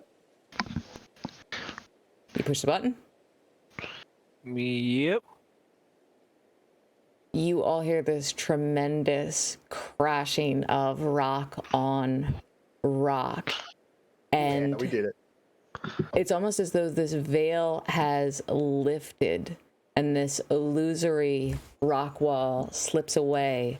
And what you see ahead of you is a tunnel of darkness leading into the legendary Wave Echo Cave.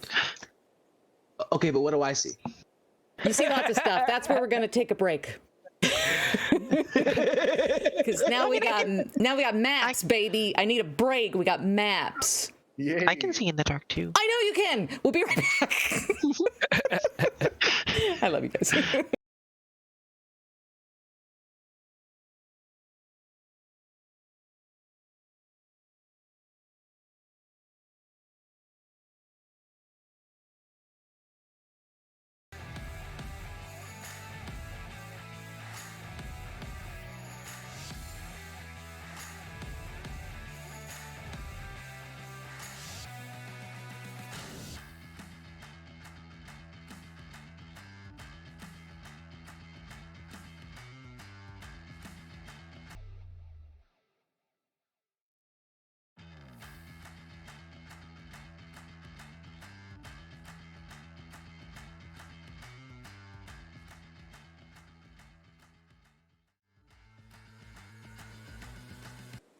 Ah, sweet. And look, I forgot to set up the cameras before we went live. Yay, that's fun. Let me see if I can figure that out. Where do you guys think Stone is? Where do you think I put him? Maybe here? Nope. Oh, hey. Hi. Okay. Nothing like editing your stream while other people are watching. It's like we always say here on Mates of Fate. What am I doing? Why is it all broken? What's happened here? Okay. We seem to say a lot of different things on Mates of Fate. We never say anything good, that's for sure. I mean, I think you're an amazing DM. I think that's a good thing to say. Thanks. Oh, that part. I'm doing my best. Thank you, guys. Okay, so I have a surprise for you guys. I don't know how many of the people who helped are in the chat right now, but I know quite a few are. You know that we've been raising money for the Trevor Project this whole time, and we made our own Wild Magic Surge table for charity, like here in the Discord. We made a secret Wild Magic Surge table for Wave Echo Cave that our friends made for you guys that you haven't seen. And hopefully, if any of you are dating Discord members, they haven't spoiled anything for you. I trust that they haven't. So, you ask what you saw coming into the cave. I need somebody to roll me a d20, and I'll tell you what you see coming into the cave. I would like to roll a d20, 11. please. Okay, that's fine sorry, too. go ahead. No, it's okay. No, we'll take with the 11. It's okay. Fantastic. 11, we all die. Rocks fall, everyone dies. Rocks fall, everyone except GOG dies. Oh, Yeah. Sorry if that's but I'm too the small one. That's too loud. If that's too loud, you can turn it down. I'm sorry. Here's what happens, you guys. You enter slowly this underground cave, the entrance that has magically dematerialized to allow you entrance. Those of you with dark vision or with fire in your mouths like a beacon, you can see through this area pretty clearly. You are all welcome to move your tokens on what you see on the map to wherever you want to go. You don't need marching order for this room, per se. The first thing you notice is it's the weirdest thing. It's not nearby, but somewhere deep in the distance, you hear the ocean. You know you're not near the Sword Coast. There is no reason you should be hearing the ocean right now, but just for a moment, you hear the thunderous crashing of a wave. And it just reverberates all across every stone surface around you, and you can kind of feel it like creeping up through your boots into your body. It's very powerful. Lofane, it's very soothing. It's deep in the distance, but just in that moment, it occurs to you, maybe that's why this strange place has such a strange name. You're not sure what the source of it is, but you heard it as soon as you entered, this kind of filling the air around you. Another thing happens as you all enter and start poking around with the little dark vision you do have. You see a few things. The entrance of this tunnel leads into this large cavern. It's supported by a natural pillar of rock in the middle. You see 3 stalagmites, 3 large solid stalagmites. In the western part of this cave, behind the column of rock, you see 3 bedrolls, dwarf-sized, a heap of ordinary supplies that miners would use, like sacks of flour, bags of salt. You see casks of salted meat, lanterns, just ordinary stuff. It's not worth a lot, but if you're a miner, it's stuff you would need to get through a work day. Now, amid the supplies, you see the body of a dead dwarf, wearing mining gear, looking like he's been dead for at least a week, if not longer. You see a couple other things before you start investigating. You don't have a compass, but just trust me on this. The northeastern section of this cavern has collapsed. So there is now a 10-foot wide, 20-foot deep pit. Down at the bottom of the pit, those of you with dark vision can see there's this tunnel leading off in 2 different directions if you go down there. But the most interesting feature of this part of the tunnel entrance, in addition to the dead body, is a little pumpkin And it appears to have a small, like roughly carved face on it, and it looks to be smiling at you. It's moving slightly. What would you like to do? I'm gonna hang with Brutalitar because I can't see shit. Can Brutalitar actually? Only me and Giochi can see in here. I have he's my Flamer mouth Boy. open. Yeah, Oh, my right. mouth open with He's my fire in foot. it right now. That's Giving fair. myself a little headlight. As the DM is kind and benevolent. Yeah. I'm going to kind of just stick with the area. You said I clearly see an area that leads deeper in. Yeah, it's at the bottom right corner of the map you're looking at. That is a 20-foot pit. And that down at the bottom, there's a tunnel leading off in two different directions. So that and the way behind you are the only ways in and out of this room. And Brutalitar, it's about 5 feet behind you. And Lofane, if you're sticking with Brutalitar, as you walk past, this little pumpkin seems to swerve in place. And it looks up at you, and it's like, hey, you look really good with bangs.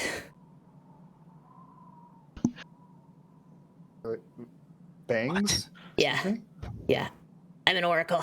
I give good advice. The water in that puddle's totally drinkable. Hey. Oh, Okay. I'll drink some of the water. Who's talking? What? This is in character, by the way. Yeah. Who the fuck is talking? Hey, down here. pumpkin. What's up? Tincture, you have to see this. And I'm gonna kind of giggle a little bit. But what Hey, is that? hey, girl, what's up? Hey, did you know you can get honey from hornets? Why would I want to do that? In case you ever need honey. Yeah, but they sting you. Yeah, but you can get honey from them, I'm just DM. saying. Yes.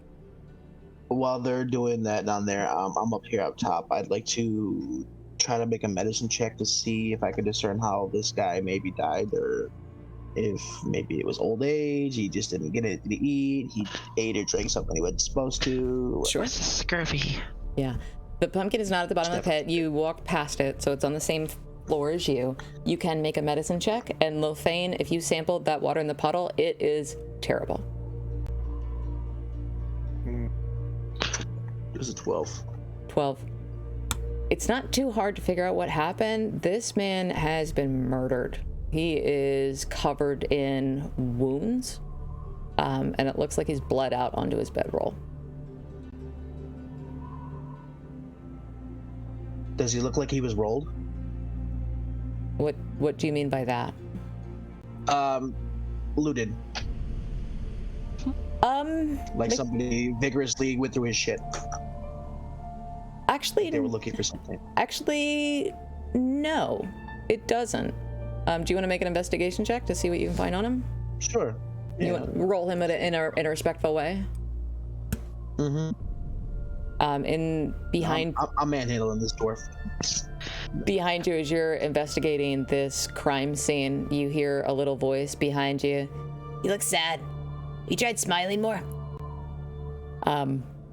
Gioji, what you find on this dwarf is mostly just mining equipment.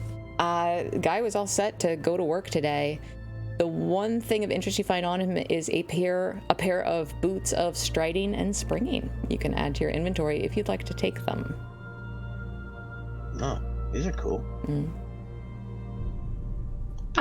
Is that one of Gundren's brothers?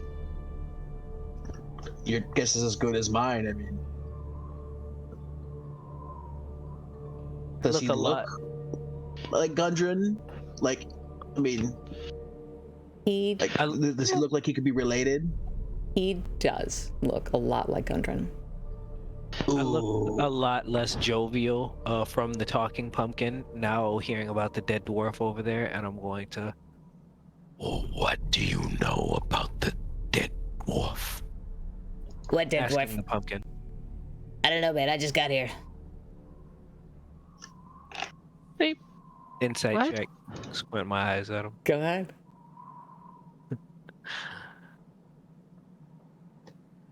Or Or everything this pumpkin is saying seems to be absolutely legitimately the truth. Hey, you look like a man of good taste. Did you know you can save up to 9 gold pieces a year by never tipping your server? That's horrible, though. I Wait, just, you don't sell carriage insurance, do you? I don't know what that is. Yeah. Your armor looks heavy. You'd probably just be more comfortable if you took it off.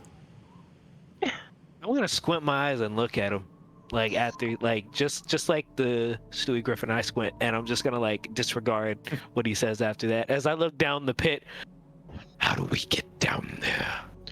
You should jump. I mean, I can help us. I can help us with that, but it's getting back that'll be the issue. I mean, we can just anchor some rope up here. It's not deep. Just do a swan dive. Do you? I don't. What even is that thing? I don't know what that is. Have you never been swimming? No. The round orange thing. What is It's that? pumpkin. It's a vegetable. My name's Thaddeus. Have you guys ever considered getting into a romantic relationship with each other? I think it'd really make you gel as a team.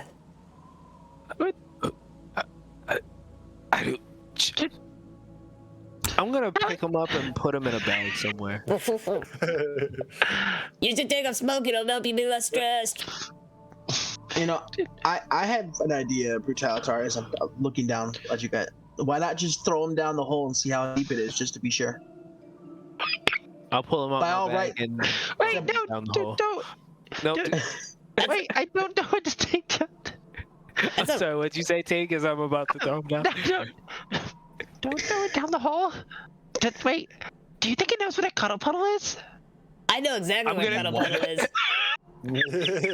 I know exactly what that is. I know you should never start your day without being in one. As soon as he says that, I do like hot potato, like towards Tank. Gonna try to catch it.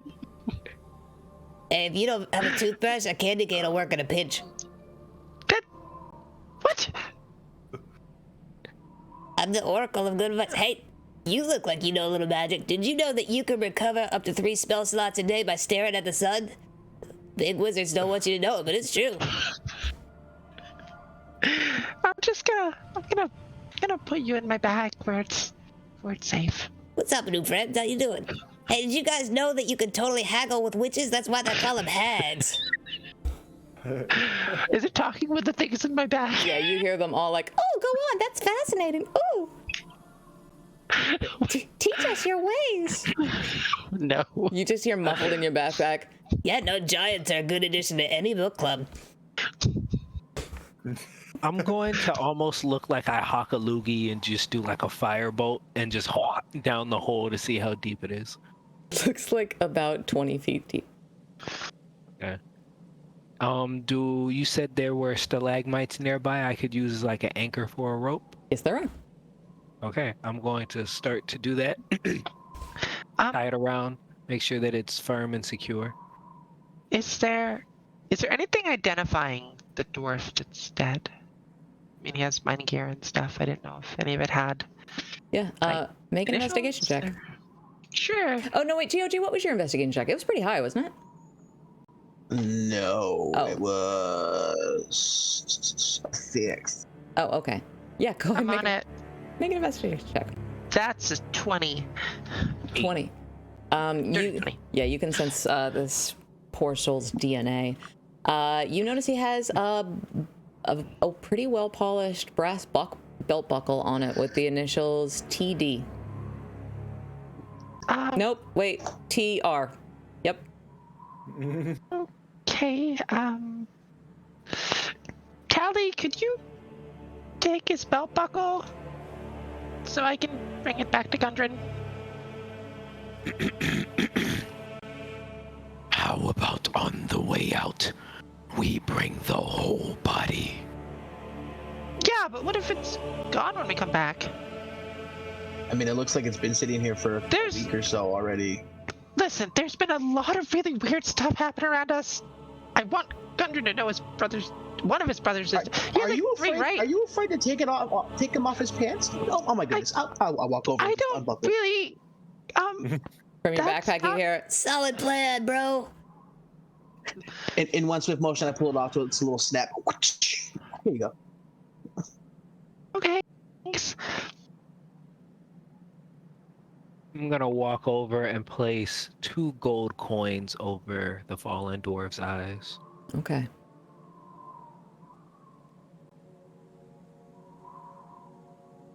Right, we should, I'm sorry for stealing your belt buckle, but I'm just gonna go to your brother. Bye now. As you notice, he's already missing his shoes. Yeah, with Tincture's investigation, she definitely would have noticed his bare feet. Was he always not wearing shoes? No. Oh, okay. All right. Well, that's yeah. No, he was wearing shoes. Pretty sure these are magical. They're giving off kind of a little bit of an aura, but not really think my the style. actually, I think the I think I can probably see that though, because I think that's probably still up. Yeah, it probably would be. In about 10 minutes, yeah. If Okay. Anybody ahead. want these? I have no use for them. They definitely look like something that's one of you would wear. what do they do? Just triples your jump distance, Oh, and you can't be encumbered Huh. while wearing them. You can jump Oh, well. 3 times your normal distance.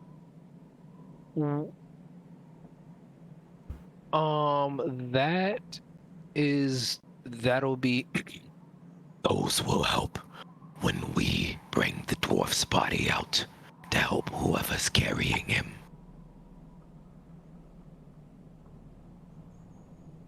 I mean, so do you want to wear him? I guess, Kelly. I wouldn't need them now, once I'm carrying the dwarf, sure.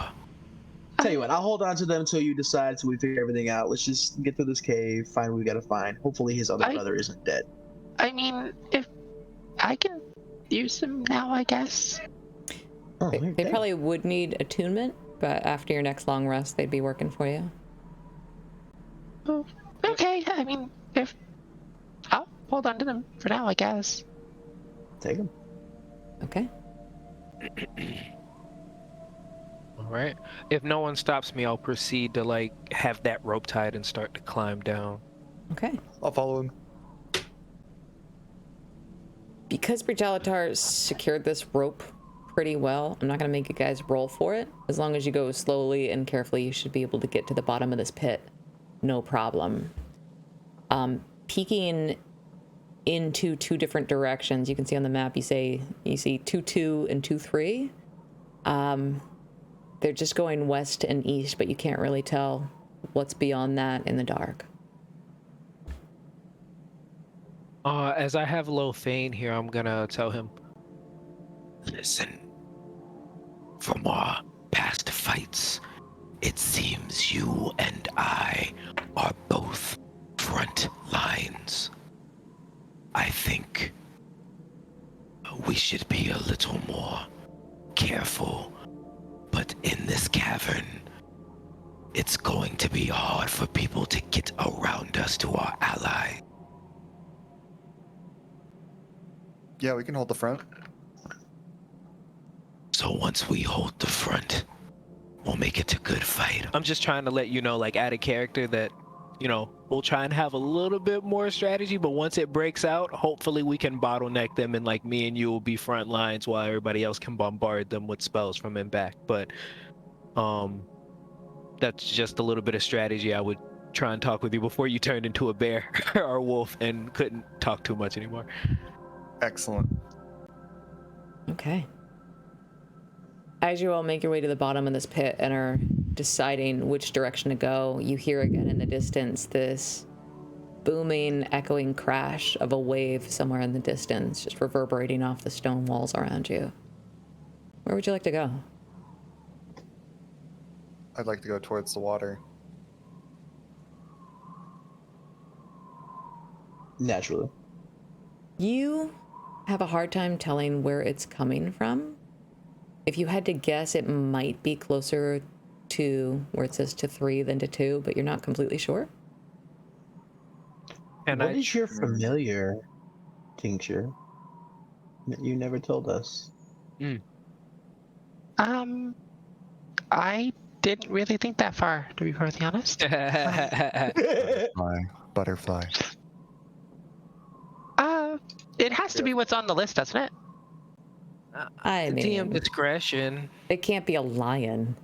Well, no, but Like DM discretion, it could be whatever you want, and it just has to like fit the stat block of one Yeah. of those creatures. You can flavor it however you want. Yeah. One of my players couldn't decide between a spider and a weasel, so I said, "Fuck it, have a spider weasel. Top half weasel, bottom half spider. Spider block." Oh. Thanks, I hate it. That's what you guys are gonna have to fight at the end of this dungeon. GOG's players familiar. Whistle. No! I'll tame it. Oh my god. Ash like I'm fucking done. Last episode, guys. The end. Throw ball bearings at it, I'm out. first thing I think of, it's a raccoon. Aw, I like raccoon. okay. Okay. Alright. Thinks you're just like feeding it snacks. Or I should just say it's sitting on her shoulder and she's not paying attention to it, just digging through her bag, pulling on snacks. Okay. That's adorable. Are you guys heading into the tunnel towards 3? Is that what you want to do? Sounds like it. Alright. We can scroll down to slide number 4. Wait, is that what I did? Did I do that right? I don't know. I think I did. I did. I'm also It's map number 3 though. I'm gonna credit the map maker on this too, because I stole this from somebody who kindly provided it for free, and it's just gorgeous. It's really well done. So here's what you guys see as you make your way deeper into the mine. Hopefully you're following the sound of those crashing waves, but you're not positive. There are a lot of tunnels down here. This used to be a fully operational mine centuries ago. There are a lot of intersecting tunnels down here. You've entered this natural 30-foot high cavern. The walls are carved down here. You see these simple reliefs. They show dwarven miners and gnome miners hard at work together in harmony. But then below them, not in the relief, but on the ground below, you see nearly 24 skeletons. They're rusted scraps of armor just scattered everywhere along the cavern floor. You see dwarven skeletons. Some are orcish. You see a bunch, maybe like half a dozen large brass lanterns around along the walls, but none of them are lit. But looking around, you remember the story. You remember the story of the Phandelver's Pact. You remember the story of the assault on Wave Echo Cave, and you are now ankle deep in the remains of this battle. You see that a war was waged here, and you can starting to get an idea of how it collapsed in on itself. You're right in the middle of it. You are welcome to pull your tokens off the side and pull them anywhere you want. You will be where this says 2-1. That's kind of where you guys are coming in, but you can make your own marching order if you'd like. Okay. In the meantime, I would like to gather one of the skeleton's femurs and give it to Drip, Oh, Jesus. and then pull out while he's chewing on the bone, pull out the leather armor and put it on him. Okay. I'm gonna stop moving while he's doing that and stay with him.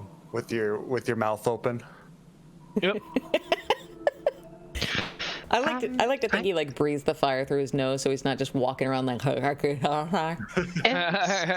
It's dark in here, right? Aside from the fire from the counter. It is pitch black, yes. Okay. Light cantrip. I'm sorry. I'm imagining now flames like Endeavor just a little bit, but continue. Yeah. I'll use the dancing lights cantrip then, and sort of concentrate on it for now, because so everyone has light. Do you agree? What is everybody's passive perception? 13. 12.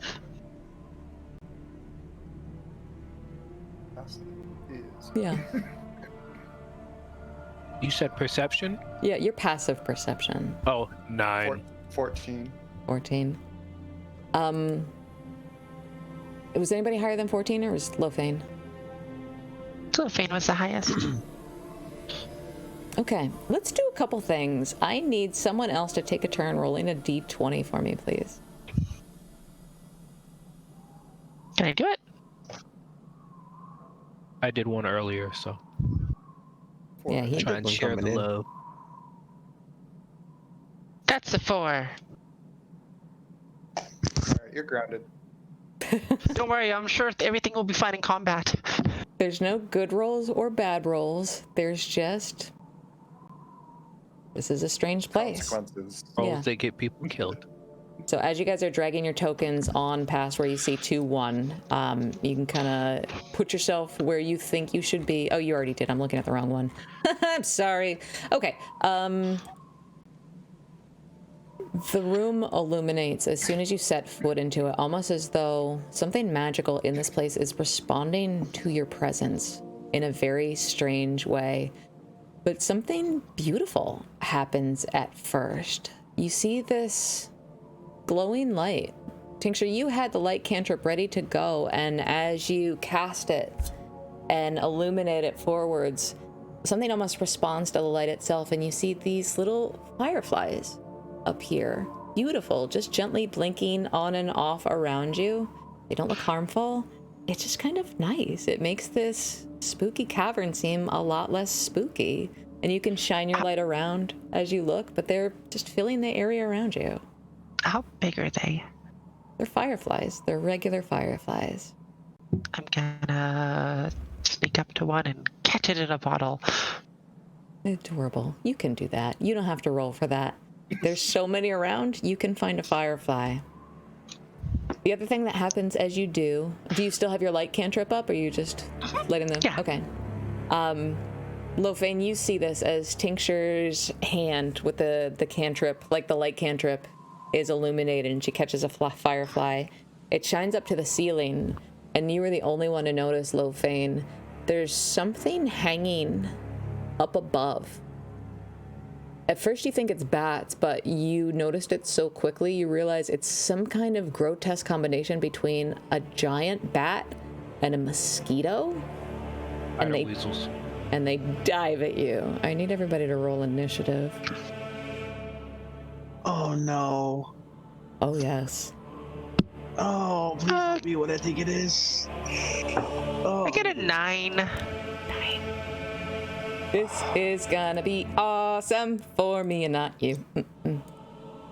I got a I also 5. got a 9. I think I have more dex than you, maybe? What's your Yes, dex? I have a 0. I have a plus. Okay, 0. then yeah. All right, give them to me one more time, because that sucked. Tincture, what was yours? A 9, same as GOT. 9, thank you. Brutalitar? I got a 5. A whole 5, DM. Don't laugh at me. Lofane, you caught that this was happening. You can roll your initiative with advantage if you'd like.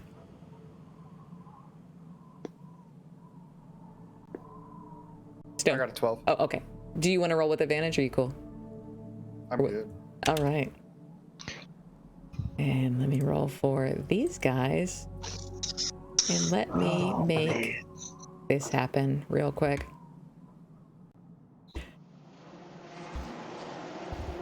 This is gonna be so gross. I'm sorry. Oh boy. It becomes chaos with these grotesque fluttering of thin leathery wings all around you, dive bombing all of you. Sorry if that's a little loud. They launch themselves at you. There's at least 10, and it almost has a strobe light effect combined with all these fireflies filling the room around you. You guys are in for a treat. This is gonna be fun. Where is your map? There it is. Welcome to the Sturges. They're about to dive bomb you. Who is in front? It's Geogi. Fun! Oh no. Geogi, the first 3 are going to dive bomb you. What's your AC? It's 11. Okay, first one misses. Second one hits. You feel this puncture right in your neck, and it lodges itself at you. Was someone going to interrupt this bloodbath or no?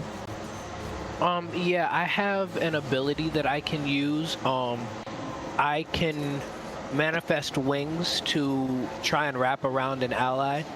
Is that It only adds 2 to their AC, and I'm allowed to use this when I hear the roll, but before I know if it hits or misses is like the wording of the ability. okay? Is it? It's a reaction.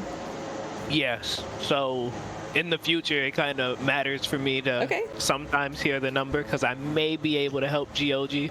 And it kind of sucks if I use it and it doesn't help, you know, so it's kind of a risk on my part. All right. Well, the first 3 are dive bombing GOG. The first one misses with a 7. Second one was a 17, lodged itself here. GOG for 5 points of piercing damage. And the second one lodges just above it. You have now 2 in the side of your neck right here. The second one is the second one. Go ahead. After getting hit with the first one, as I see the second one coming, I was like, you nasty fucking overgrown piece of shit. I'm going to use cutting words as a reaction. Yes.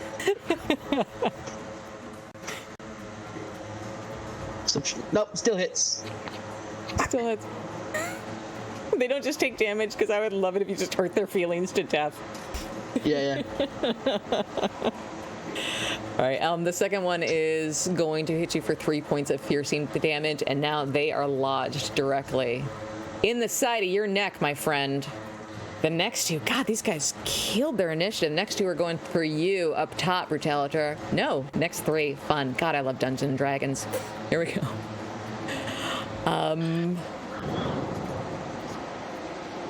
Going right for you, Brutalator. Does a 13 hit?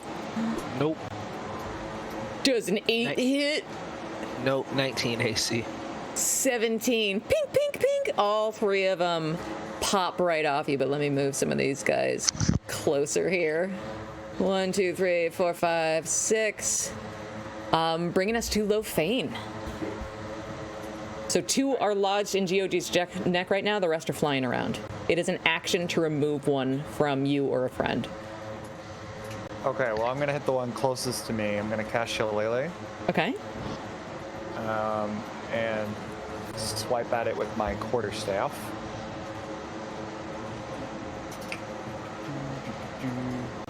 Oh, wait, let's do a hit roll first. That's 21 to hit. Definitely. Okay, and does 8 damage. It is nothing for you to just knock these things out of the air. You swat it and it falls dead to the ground.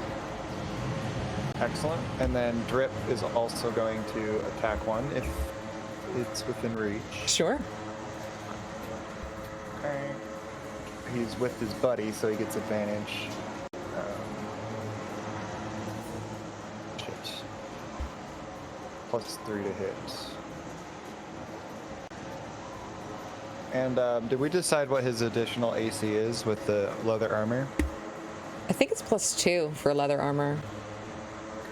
I believe because it's custom. That's a 20, nat 20. To hit. That'll definitely hit. Okay. Thank you, Desmond. And then the wolf.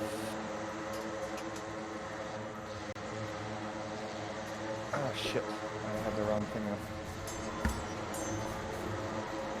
Because that's a crit, and because they're so tiny, if you want to use his crit, I'll let him like bite 2 at once. Excellent. Let's do that. He just dives through the air and just. He's loving that. Airbud. Yeah.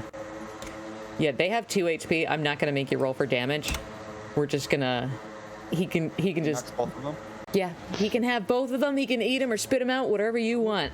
Anything else for y'all's turn? Spits one out, and then he eats the other one. It is, yeah, it's kind of like a gusher to him. He's thrilled. DM, no. That's what you get for putting spider weasel in my brain. Okay, you guys good? Because it's GOG up next. Yeah, I'm good. All right. Geoji, it is an action to remove one of them from your neck, or you can try and take one out of the air, or anything else you'd like. And I think you're muted from cussing me out earlier. Or I think frozen. he's frozen. Oh. Oh no, sorry, I had my mic down. Okay. How many are flying around us, and if so, and how many or how high are they? 3, 4, 5, Oh. 6, 7. This. Wait. Go ahead, Tincture. Oh, no, go ahead. If Geoji's gonna go for it. This cavern is 30 feet high, so right now, let's see, 1, 2, 3, 4, 5. 5 of them are way up high, like they're close to the ceiling. They dive, and then if they miss you, they fly back up again. So Yep. there's 5 up near the ceiling.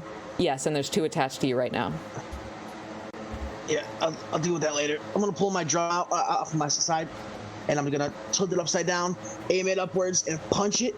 And as I do, it's like, "Fuck you, assholes!" I'm gonna cast Shatter in that area. Nice. It's a 10-foot radius. Oh, that's so awesome.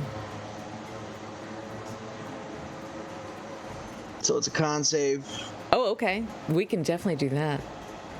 and then it's 3d8 or half damage. So they're still taking half a 3d8. Yeah. We'll just assume that they all fail. Yeah, you can knock, let's see, 1, 2, 3. Yeah, you can knock 3 of them out of the sky that I can see very easily. It is a bit alarming as you cast Shatter in this area. You feel the ground beneath your feet start to shake again. You don't know if it's related. Maybe this is a coincidence, but the ground beneath you is currently starting to tremble. Gently, but you notice it.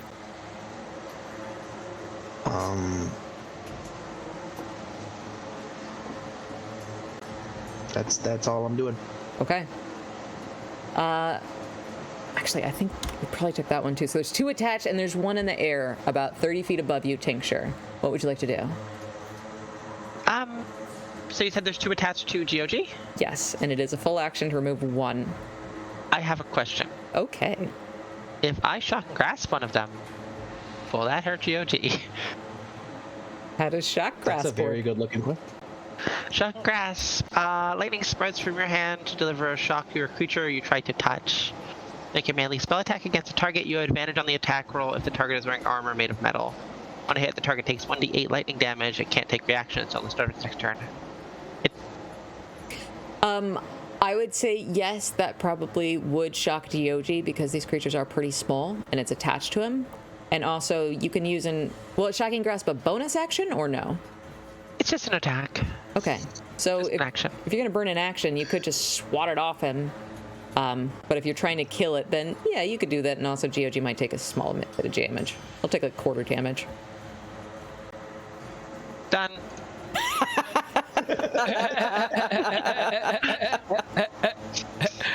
11 to hit. Unfortunately, 11 does not hit. Geoji, does that hit you? I think it does does. actually. Wait. Is he within 5 feet of me? Still looking at the map? Okay, I'm going to expend that reaction of mine, and you see red dragon wings pop out of my back and flap around me and shield Geoji for a moment before retreating back into my back. Does Brutalitar have anything to say to Tincture while doing this? I told you she was against us. What? No, I'm not. She is, I am too. Get your head in the game. Oh my goodness. That will bring us to you, Brutalitar. Okay. Oh, and sorry, Tincture, were you done with your turn? I was gonna maybe Okay. do something with my bonus action. Go ahead. Sorry to cut you off so early. No, it's okay. Where is it? This background music is making me itch, DM. Yeah. Well, I'm gonna wave Echo Cave. It's weird. Welcome to Vegas.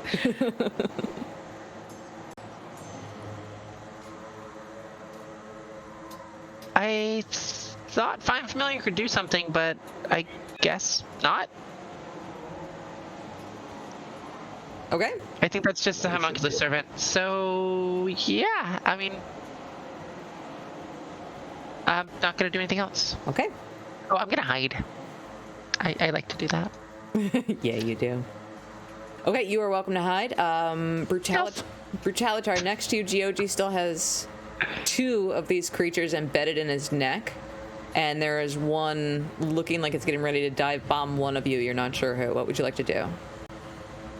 Okay, I'm gonna swing at the one that is going to dive bomb, and I'm going to use the booming blade cantrip just because that's my go-to. Is that melee or ranged? That is melee. Okay, right now it is flying very high in the air, but if you'd like, you can ready your action for when it comes down. No, I'll shoot a firebolt at it. Cool. For a 19 to hit. That will hit this last little fucker up in the air. You can... It's only 3 fire damage. Doesn't matter. That's enough. You just hear this sizzling sound as it falls dead out of the air. Bringing us back to the 2 embedded in GOG. GOG, they are going to, now that they are attached, they are just going to start making blood drain attacks because they are hungry and you are delicious. First one is going. I know. The first one is going Can't blame to 'em. drain you for 7 hit points of blood loss. Holy shit. The second is Oh. the second is going to drain you for 6 points of blood loss, and you can feel the weight of them on your shoulder getting heavier. It went from I'm delicious to oh shit. I'm a little too delicious. That'll bring us to Lofane. 2 left, both attached to GOG. What would you and your wolf like to do? Well, I'd like to approach. I'd like to use my movement to approach GOG and rip one out. Okay. As you do this, it flies back up to the ceiling a bit slower because of how full it's become, but it is now free flying. And then I want Drip to jump now. The other one. Yeah, I'll allow that. Make an attack. Making an My bougie ass. No, bad dog. No jumping. Oh wait, no. Help! No. Rolling a 20. That's gonna be a 14 to hit. That just hits. He is able to snap it in its jaws and yank it off GOG. I don't know if you tell him to spit it out, but I don't think Drip has any intention of doing that because yum. No, he's fine. Yeah, he's good. Bringing us to, well, not bringing us to the Sturge, but now you have one left. Just one little fucker getting ready to dive bomb whoever's looking bloody and fat next. GOG, what would you like to do? I'm gonna rip out the one that's in my neck. Mm-hmm. You're good. Drip and Lofane got the 2 that were attached to you. So now there's just one in the air. Good. So you can do anything else you'd like now. I'm hurting. I'm what was it? An action or bonus action? Did you drink a potion? Bonus. Okay, yeah, I'm gonna drink a potion. Okay. 4.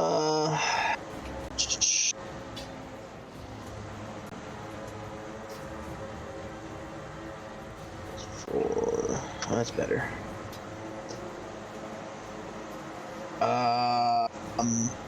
And then I'll just fire out at the one that's flying around. Okay. And with my firebolt. All right. Roll attack. I miss. They got that's 8. It is feisty, and it's also hard to aim with all these like fireflies floating around and making the light kind of weird in here. It's all right. Live to fight another day. Tincture, what would you like to do? While you're muted.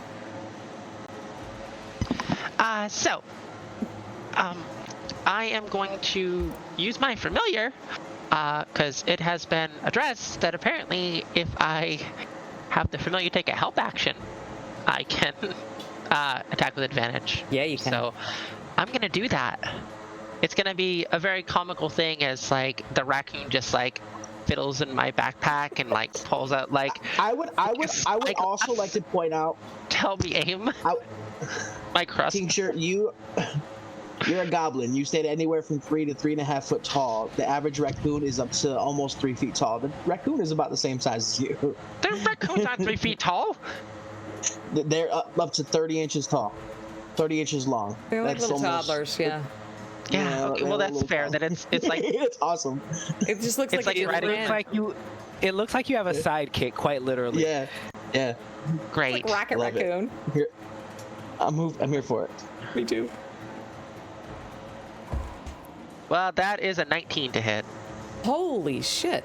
Oh shit! Sorry. No, I rolled the wrong thing. 32 to hit? I'm an idiot. What is I'm an it's idiot. literally Rocket Raccoon, the RPG. I did the wrong thing. I was thinking. There's 17 to hit. 17 will hit. You manage to knock this last little bastard out of the sky. Sorry. For max damage, actually. Yeah. Obliterating it. And the cavern around you is now returned to just the soft glow of blinking fireflies. Now, looking around, there's a few different directions you can go in, and it's entirely up to you which way you guys want to explore. Josie, how you looking over there? I'm fine. I just drank a potion. I'm not gonna lie, it did hurt a little bit on the neck, but I mean, I've had tattoos worse than that. I will say that I did meet a dwarf one time who had an affinity for eating these things, and he said he was quite fond of them. Could be worth something. Like, I mean, maybe if we're out of food or need some extras, but it's up to you guys. I'm not gonna eat little bastards. Just pointing it out for you guys. Heathens. When I stand going, boss? here at the crossroads, do I see or hear anything that might be interesting in any particular direction? Make a perception check. Because I'm just kind of like, which way to go? And 4. 4. What you notice, Brutalitar, is the ground beneath your feet is still shaking slightly. You do feel the tremor. It hasn't stopped yet. You can't sense a particular direction it's coming from. You've told me that they've lasted for like 10 minutes before, so I'm not going to be particularly worried. Mm-hmm.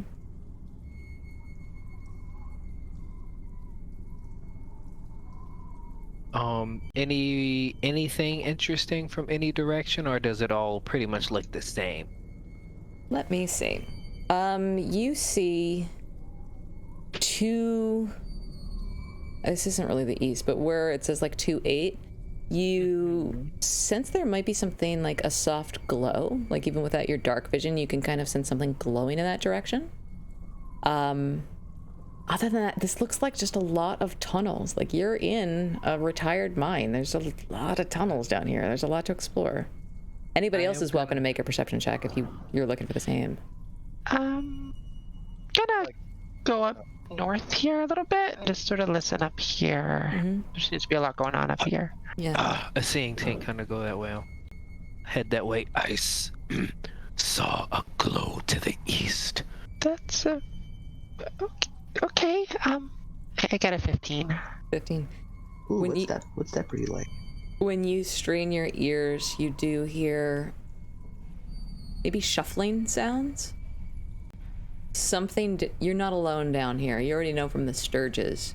There are other creatures down here. Something directly to the north of you sounds like it might be making movement. I think there's something up here. You want to go towards the sound or towards the light? We're mean, looking for the other brother. I mean, he might be making noise and walking about. Yeah, we should probably investigate. Okay. And I'm gonna Then- look for Lofane, who is supposed to be the other frontliner, and see if he's lagging behind. I'm listening for water. You are also welcome to make a perception check. I have a question. A familiar can help me with anything. Is that correct? Like any check, or just attack checks with help actions? You should be able to see through the familiar's eyes if it's that type of familiar. Yeah, help is an action. I don't think it's with skill checks. I think it's something you're trying to do in battle that can help. Chat is welcome to confirm that because they always know better than I do. But yeah, they can also be a scout for you if you want. My house rule, this has never come up because we've never had a familiar in Phandelver before. My house rule is your scout can't scout more than one room at a time, just because it makes it not fun for the rest of the party to just be like, I wonder what the animal sees now while I sit here. So you can scout, but that's just the house rule. Just one at a time, and then you gotta bring them back.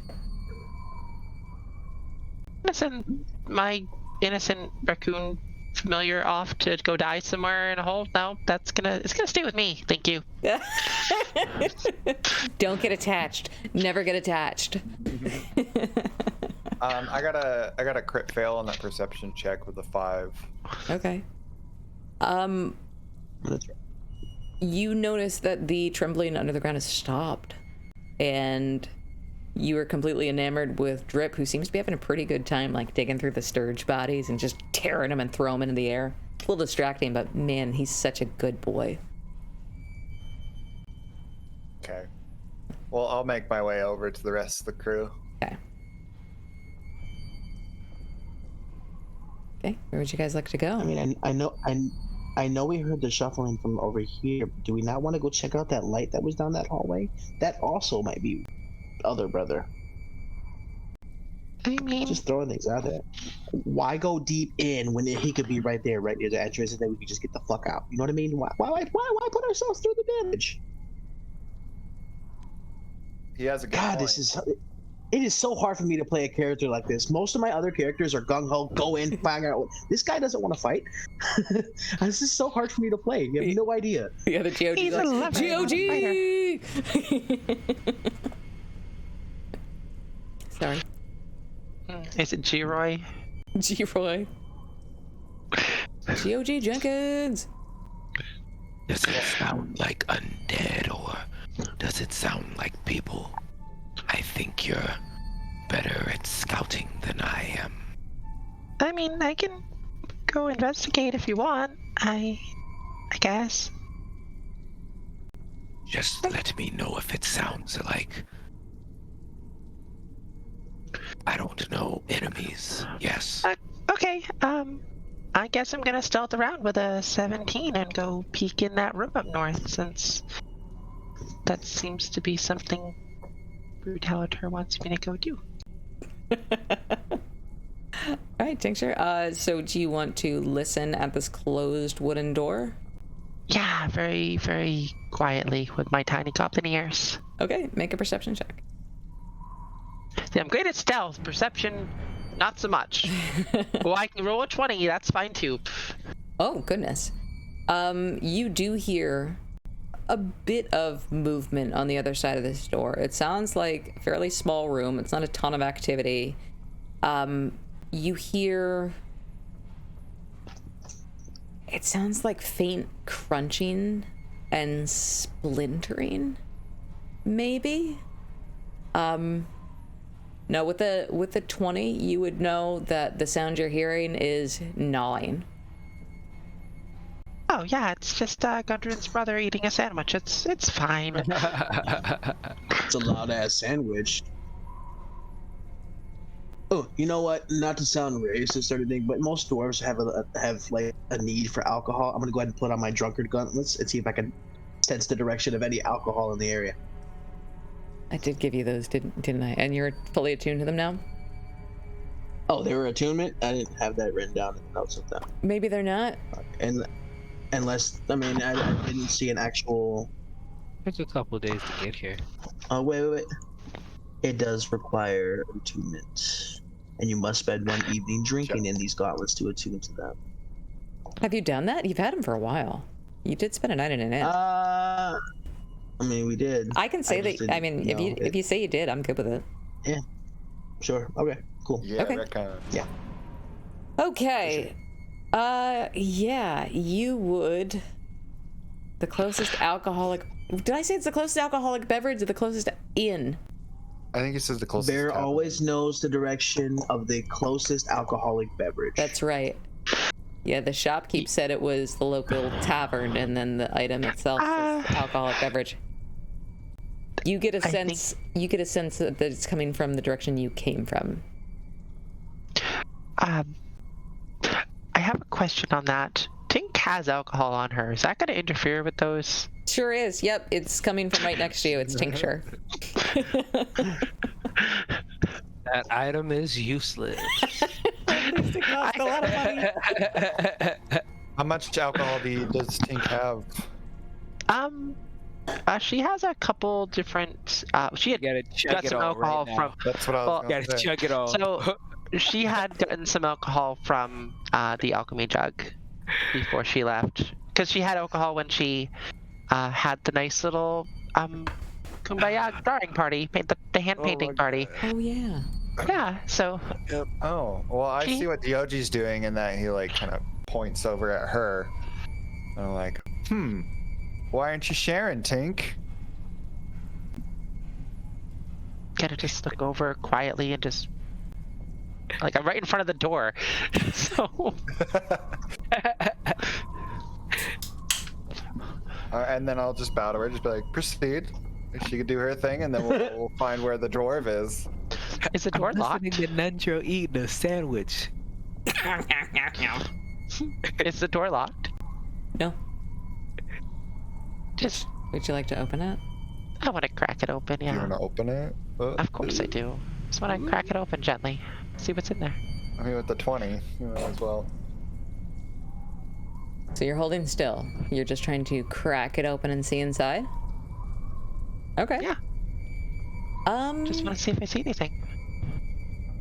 Yeah, let me show you map 6. Here we go.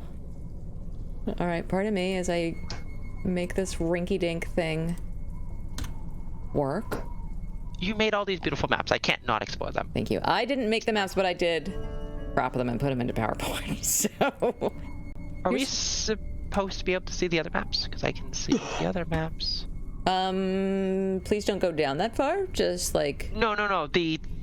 Oh yeah, that's I fine. click That's on fine. 6, and I can see Yep. 2, and then I That's can see 7. Yeah. It's I just totally wanna fine, be because sure. that's around the corner. That's what you would find if you went in this direction, so that's totally fine. You see that this looks like it used to be a barracks, maybe, where the miners slept when they were on break or on a long shift. You see these very, very, very old stone bunks in orderly rows, just lining the walls of this pretty small chamber. You see this corroded iron brazier full of old coals. It's not lit. It stands kind of in the middle of the room.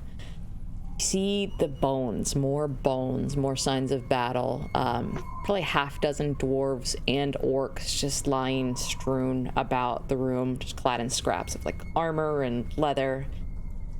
But you also see 3 gray, hunched over figures squatting like Gollum among the remains, pawing at the scraps and gnawing on the bones.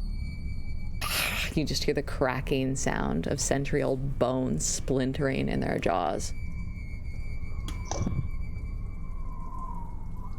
I'm going to look back at my friends, and who can I see on the map right now? I can see Brutalitar. Okay, I'm going to cast message to Brutalitar and tell him what I see. That there are these really strange hunched creatures in here, and they're eating people. Not dead people, but they're eating people. Oh, do I have a picture? I think I have a picture I can show you. Yeah, do. Hey. Not the size, but that's what you're seeing in there. And I reply with that spell. Yes, you can. I would say, So, what do you want to do?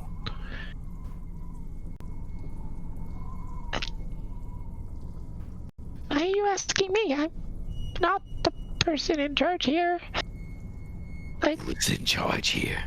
I thought you were. I thought you were. Message is not a telepathic spell, correct? It's an outlaw. It's an out loud spell? No, it is a telepathic spell. Okay. Message.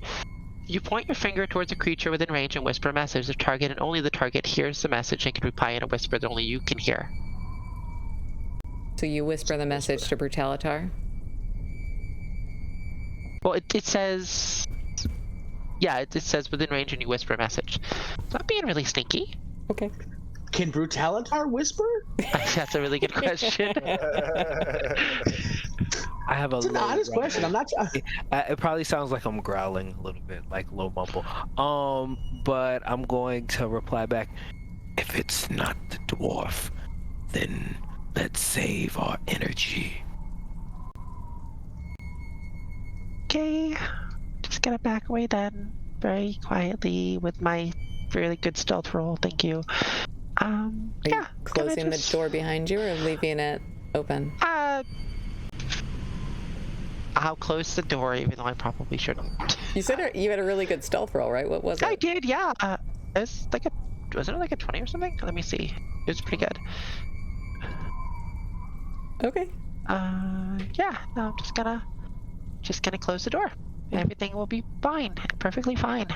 And you hear the splintering sounds of centuries-old carcasses cracking behind you as you go, but you get the sense that you were not noticed. I should actually rephrase that. My stealth roll was a 17. My perception check was a 20. I don't know if that changes anything, but I'm gonna be honest with what it was. It does not change anything, but thank you for being honest. Okay. What'd you see? There's these hunched over gray dudes in there, like they're eating people or dead people. Oh. Yeah. Oh yeah. Fuck that. I'm gonna drink an invisibility potion. I mean, I go invisible, guys. I mean, did you drink the invisibility potion? Deuces. I did. Yep. Nope. People eating people? Nope. That meme of the kid. Dude, He just fades away. those things are worth a lot of money, man. You didn't tell me that. You just gave it to me. Look, you can't give me a gift and not expect me to use it when I want to use it. Yeah, but oh, you wasted it. As he's talking and I know where he is, I'm gonna kind of thump him with like my weapon still in the hilt, just kind of. It doesn't do any good if you keep talking. I'm gonna start heading towards the direction of the light. Okay. You can't see my face, but no, I'm judging you. All right, so you guys head back down to map 3 and make your way through that tunnel that says 2-8. So let me take you there. And I'll tell you what we see. Give me just a moment. This is the biggest map I ever play on. Okay.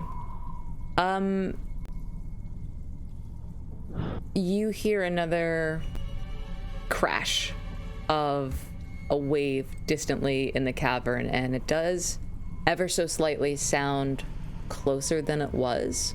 You're not sure if you're heading in the direction towards it, but you know you're at least heading deeper into this mine and all its secrets.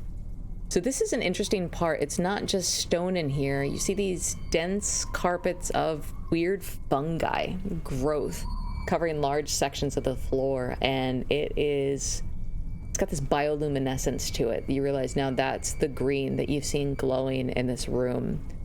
The growth includes these puffballs that are about a foot across. You see on the walls these weird shelf fungi growing on stalagmites, and these large stalks and caps. They're bigger than you, Tincture, probably like 5 feet tall. It's the puffballs that are glowing with this eerie green phosphorescence, and there is a way through this cavern, and you can see the tunnel extends a bit to your north, but everywhere around you is carpeted with this glowing fungi. Can I touch it? You sure can. You want to touch a puffball? Yeah, I want to, because alchemy and fun, weird ingredients. Okay. You'll have to put your token on where you were just so I can know which one you touched, please. Oh. Where are they? Just anywhere in the room. Everything you see that's green is fungi. Here. Okay. Who would like to roll a d20? I will. Yay. Which map? Oh, I'm sorry. We are on map 8. Slide 7. Yeah. Oh, we were on definitely slide 7. Yeah. Gotcha. What did I roll? I rolled a 2. Oh my goodness. Had to squeeze past Low Fane. Just right there. So, Forward. a couple things happen, Tincture, as you enter this room.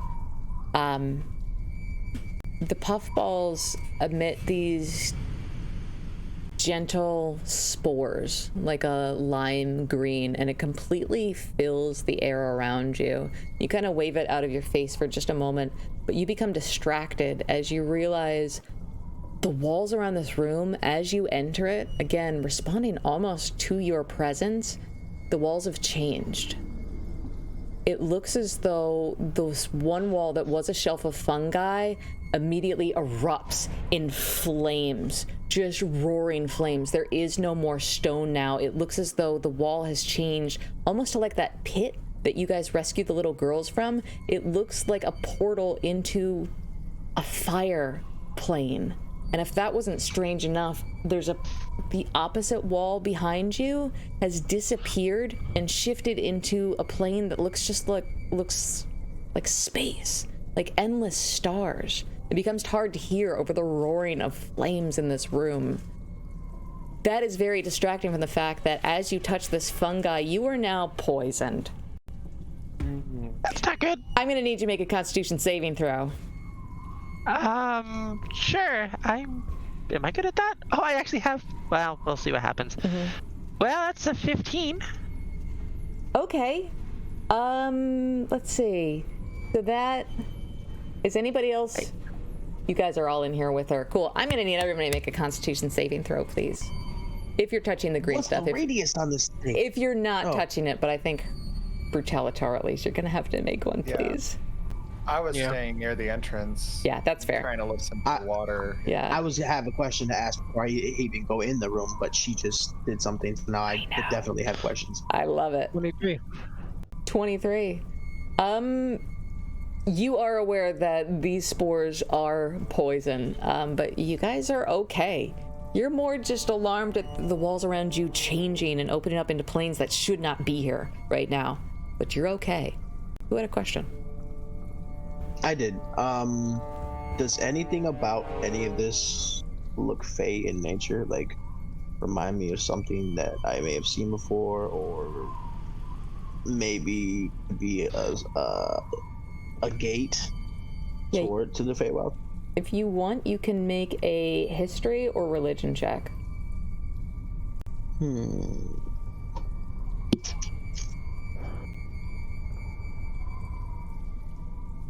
Damn these rolls. 9. 9. Something in your gut feels familiar. Something reminds you of stories you heard when you were little, but you can't quite remember any of the details. You remember hearing stories of like... I'm gonna pick... Yeah. I'd like to pick up a rock and throw it into the wall that shifted and see if anything happens. So it looked like one shifted into... It looks like space to you. The one that turned into space. Yeah. Yeah, the closest one. You watched... Yeah, I'll throw a rock into that. Yeah. You watch the rock pass soundlessly, and where, if this was a normal room, it would have fallen because of gravity, it continues out. And you can watch this rock's trajectory outward as it loses gravity as it passes and just keeps going forever until your eyes can't track it anymore in the dark.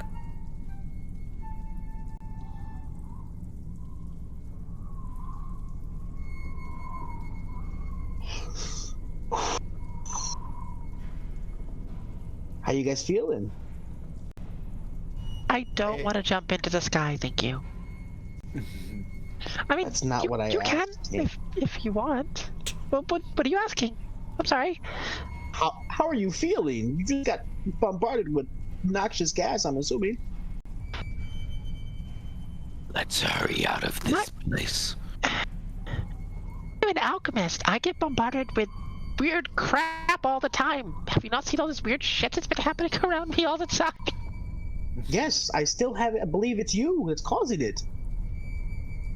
At this point, about a minute has passed, and the gas has dispersed. Okay. Is Nice there space. is there an obvious path through this place?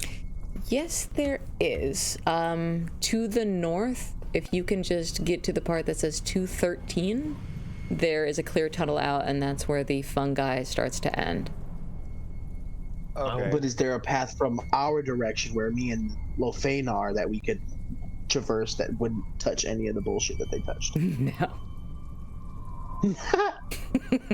All right. I wonder, given my experience in nature and my, association with potentially mind-altering substances in nature, I wonder if I recognize these things or have any sort of resistance to it. Yeah, you can make a nature check with advantage if you want, especially because of all the drugs you've done in the woods. How about medicine check? Sure. What do you think of that? Sure. I think that would. and can you, Tincture doesn't do drugs in the woods, but can I make a nature check too? Sure. while they're doing that, can you quick remind me for my notes what the walls were? One was space, one was fire. Those were Space and fire. there were two that changed, and I got a 17.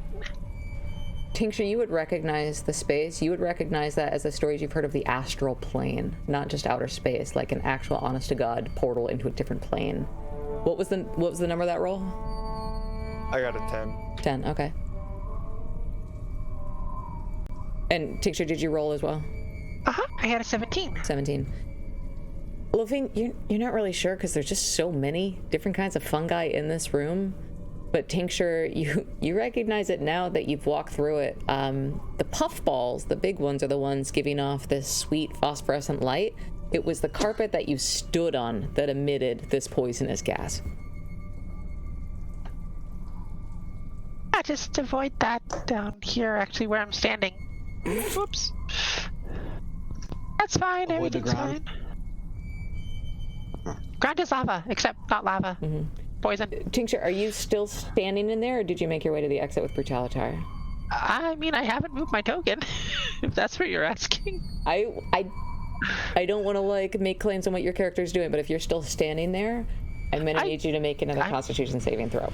You know what? I haven't moved my token. I'll absolutely do that for you. Thanks. That's a 5.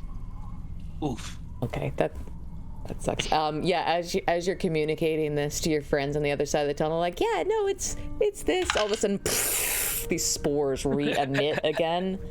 That was 3 ones. I don't know if I like how. Okay. That was only 3 ones. That was incredible. You are only going to take 3 points of poison damage, but you are now poisoned for the next 10 minutes. You have the poison condition. That's great. I don't remember what that does, so that's fine. Advantage on attack rolls. Well, shoot. And ability checks. Okie dokie. Yeah, I think I'm just gonna take a nap over here for a little bit. This soft, poisonous grass. I'm gonna pick her up and make sure she doesn't do that right now, and just carry her out the way, and at least carry and peek into room 13, see if it's safe. But it was to sit so her down in soft. It was like a bag. Brutalitar, did you step back into that area to get her? there. I would have covered my face before I did, but yes, I definitely did. Okay. All right. You have now successfully split the party. Lofane and Geoji, what would you like to do? This room is full of poisonous gas, but after a minute, it clears, it settles back down again. Okay, Gioji, I can turn into a spider and crawl on the walls and get over there pretty easily. My concern is leaving you and Drip. What do you think? I am most interested personally in your alcohol theory, because we could easily find a dwarf that way. But we need to meet up with Tink and get rid of hers first. If we're gonna. I agree, and I'm over here, actually. I'm a little bit stuck to what to do because I got this potion that I don't want to waste, and if I cast a spell to get over there, I'm gonna completely use it. Maybe we can go around and try to meet them and not go through the bullshit. While I'm waiting on them, I'm just gonna put Tink in my sleeping bag. Yeah, you just hear her mutter, "It'll be a cold day in hell before you get rid of my alcohol." What is she talking about? Who's getting rid of the alcohol? Should we just risk it? Should we just run through it all? Just call it a day? I guess. If you wanna. This is so stupid. I'll turn into a spider and just go on the walls and not have to worry about it. It would have to be the ceiling because the two opposite walls are either fire or the astral plane. But you could make it on the ceiling if you wanted, yeah. Yeah, no problem. Fine. Okay, if Drip is making his way across, go ahead and make a Constitution saving throw for him, please. Okay. I know. You wanted a pet. +1. I do.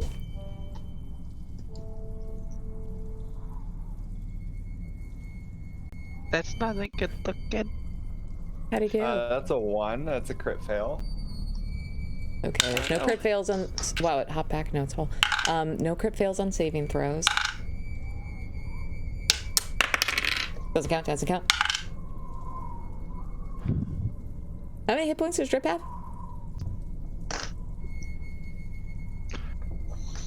He currently has... it's 18. Okay, great. Point. Okay. With Okay. AC Um, of 15. Drip is unfortunately going to take 10 points of poison damage, and he is now also poisoned for the next 10 minutes, but he does make it across to Brutalitar. And you, as a little spider, a little slower, but close on his tail, and you can also make it all the way across on the ceiling. And Giant wolf spider. ew, gross! No, that's ew. Yeah. You did this, DM. You did this. No. I was thinking like a daddy long legs. I'm like, oh, so sweet. He's Spider-Man. All right, fine. No. You make it across too. But the fire plane pulls you in. No, okay. You can successfully make it across. And Gioji, are you running for it? Seeing him turn into a giant spider, like, you could have carried me, dick! Still can't see me, but... I would have carried Drip, by the way. You know. But I don't think Drip can hold on is the problem. You can hold on to Drip, just wrap him up in your web. I don't know if I have web powers though. It's not necessarily mentioned in the... We don't know that you don't have web powers either. Well, so what we'll do is we'll make another potion of Alter Self. We'll turn you into a female version, and then you can make webs. Ew, no, don't do that either. No, no, no. Spiders don't exist in this universe anymore. I hate it. Oh, wait, that's the big bad. Shit. I'm gonna pull out a scarf and wrap it around my face after seeing Brutalitar in the corner and see if this fucking helps, because he seemed to get through it fine. And then I'm just gonna run through. Okay. Make a Constitution saving throw with advantage. Oh, cool. Why did we even go in here, guys? Oh no. Why don't you idea. investigate the lights? Pretty lights, moth the flames. 14. Okay. You're fine. Wow, face covering sure was a good idea. You're good, man. So, That wasn't so bad. not so Great, we bad. made it. Now what? Easy peasy. Now we're going to the next map, which is easy. what? I don't remember. Here we go. Okay. I have so many windows open right now. I love this. You guys can go down to slide 11 to see where you are. But we missed all these pretty maps. Oh, you haven't missed them. You're probably not gonna miss anything. Where the hell are you going? I forget. We went the wrong way. We went the wrong way. DM just hinted it. What? What? Look, real. I'm saying real like I'm talking to my 5-year-old. No, real. For real life. There's no wrong way to go. This is just a huge map. There's like 18 ways to get through it. So you're good. For real life. For Where do we cereal. come out of? For cereal? Real. So you just came out of where it says 2-8. That's where you guys came out. So you can place your tokens there if you'd like. I am creeping. I am stealthing. as I proceed. I am in Brutalitar's backpack. Who would like to roll the next d20? With a raccoon. I would like to clarify first that I am still on the ceiling. Okay. I'm kind of, I'm surveying a bit. I have dark vision now, by the way, so I can see. Dope. And I want to clarify as well. I kind of took my bedroll out, like my sleeping bag, and kind of rolled it like halfway down, so it's almost like a pouch. And Tink is in there, and I'm kind of carrying it like Santa Claus backpack style, so she can like pop out or just like stay in there and scream out of it whenever she's like screaming. If only she was a tabaxi, she could have been a burrito. Boo. I'm just kidding. I love it. All right. I would love to describe what you guys see, but I need you guys to roll a d20 first. I'll roll it. 17. Say which. Feel like that's good. Oh no, never mind. Never mind. This is a fun one. This is actually almost all of these were made by the community, and I don't know who made this, but it's very funny to me. For the next 10 minutes, your dice rolls are inverted. So your 1s are now 20s, and your 20s are now 1s. Good luck keeping Watch me track get of nothing that. but 20s the rest of the. I know. Just critting left and You're right. rolling shit all day. Wait a second. For how long? Next 10 minutes. 10 minutes. And does that mean that like a 19 is a 2? I think so. I think that's what they intended. So lower is better for the next 10 minutes. Got Yes. you. It's like golf. Wait, what's golf? It's a little meta, but you know, it just, I don't know, made me chuckle, so I kept it. I got you. Okay, so right now I just feel like things are weird for some reason. Like our hands are Yeah. flipped. Yeah, Your thumbs for are on the real. wrong side for some reason. Right. What the fuck? So, This poison is really making me really weird right now. Yeah. Tink's tripping balls. So you guys make your way. Oh, go ahead. Right. I'd like to take advantage of my spider stuff and go across the ceiling into 14. Okay. Allie, you're glowing. So these do have roofs on them. Like this is kind of a top down so you can see when you're going inside, but just coming into this area, let me tell you what you see and then you can decide what you want to do. You got it. So this whole area is filled with glittering minerals. It's gorgeous. It kind of just looks like a starry sky in here, the way it's just like a deep midnight color and just sparkling white everywhere. It catches the light and it sends it back to the floor, so it just makes this impression that you're outside at night. It's nice, except dozens of skeletons, and some of them are they didn't even die in battle. They were just crushed to death under the fallen debris that you see, rocks scattered everywhere across the floor in here. So this cave that you're in right now, it's very, very large, so large that it contains these two freestanding structures that you see as 15 and 14. So your characters, even if they're on the ceiling, can't see in. They do have tops to them.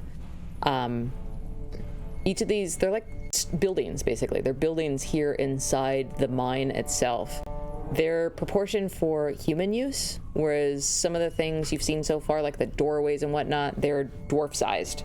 And the furnishings you've seen, like the stone barracks where those bone crunchers were, dwarf-sized. These are for humans in here. Both of the structures you see, they've been battered and blackened, like masonry walls.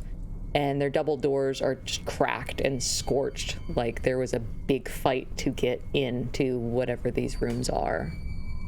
It's divided by, I don't know if I'm saying this word right, but an escarpment. So you guys are kind of coming in on the lower part, like at the split level cavern, and then there's steps cut into the other half of this cavern that you can climb to get in. Oh, and we got a raid. Thanks, Murder Hobos and Choco Pros, my favorite party, like my favorite Twitch stream name. Hi, guys. Chocobro. What's up? Yeah, and there's a couple different ways to get out of this passage. You see ways to the west and the south. You can check out these stone structures or go back the way you came into the room full of fungi poison. Your choice. Danger. Hee hee.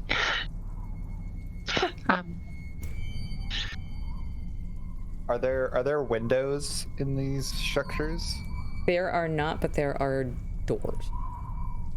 There are doors. What Well- you doing open the vein? I don't wanna endanger the party, so I'm gonna go along the ceiling and peek inside 15. So this isn't something you can peek into. Like they do Through have the door. Oh, okay, so you wanna open the door with your spider leg and gently peek inside? Correct, yeah. But like from the top. Okay.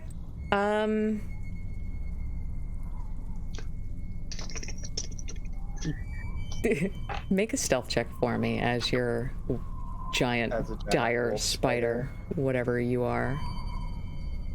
I am pretty stealthy. +7 stealth. Woohoo! Oh, but that's not helpful because we're reversed, right? Yeah. What'd you get?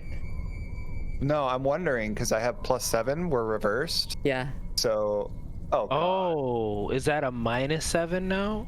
Yeah. No, You you're. take. I think it's a +7. You take the roll and then we flip it. So That's awful. I know, but it's just for the next couple minutes. Don't blame me, blame Discord. Okay, that's effectively a 2 Two. then. Okay. Instead of an 18. Oh man. Super stealthy spider. Why is this happening to us? So the things you are best in, you are worst in right now. Yeah. Because Yeah. this is Lost. For the next couple minutes. It's Lost Mine's a wild magic Phandelver and everything's weird, and I wanted to give you guys a unique experience because Wave Epic OK is really famous, and I wanted you to play your own special version of it where everything's fucked and upsetting. Your Nice. thumbs are on Oh, your we're wrong getting there. hand We're right getting now. there. We've Even- lost our even minds, mentally. Phandelver. Yeah, I wonder how the spider legs would work if their hands were backwards. You know what? Tank's been going Nope. through some stuff, so I'm gonna take this moment in character to just kind of listen into my bedroll behind my back and just see if I hear anything. Do I hear anything out the ordinary? Just kind of listening in on Tank. Tincture's like, ooh, my feet, they're wiggling. I feel Go ahead. Super Challenger, as you're taking a moment to listen in to see how Tincture's doing, when you focus your ears, you also hear something in Tincture's inventory in this little tiny voice. It's like, Did you know you could just throw fireballs back? Like, you can catch them and just lob them right back. they all seem fine. Everything's going really good. I'm gonna sigh, let some steam come out, and then just keep going. Make sure I don't let too much space in between Lil Fane and GOG. You'd save up to 6 gold points a year by cutting your own hair. Everyone should. Callie, have you always been this warm? I believe so ever since I hatched, yes. I like it. I'm So, gonna control flames and just kind of have them wrap around me for a little bit. oh. So Lofane, as Invisible stuff is. oh, is what? Oh no, go ahead. What does Lofane do? And follow up with him. As Lofane very gently cracks open this door, which inexplicably is so much louder than it should be. Everything is so strange in this room right now.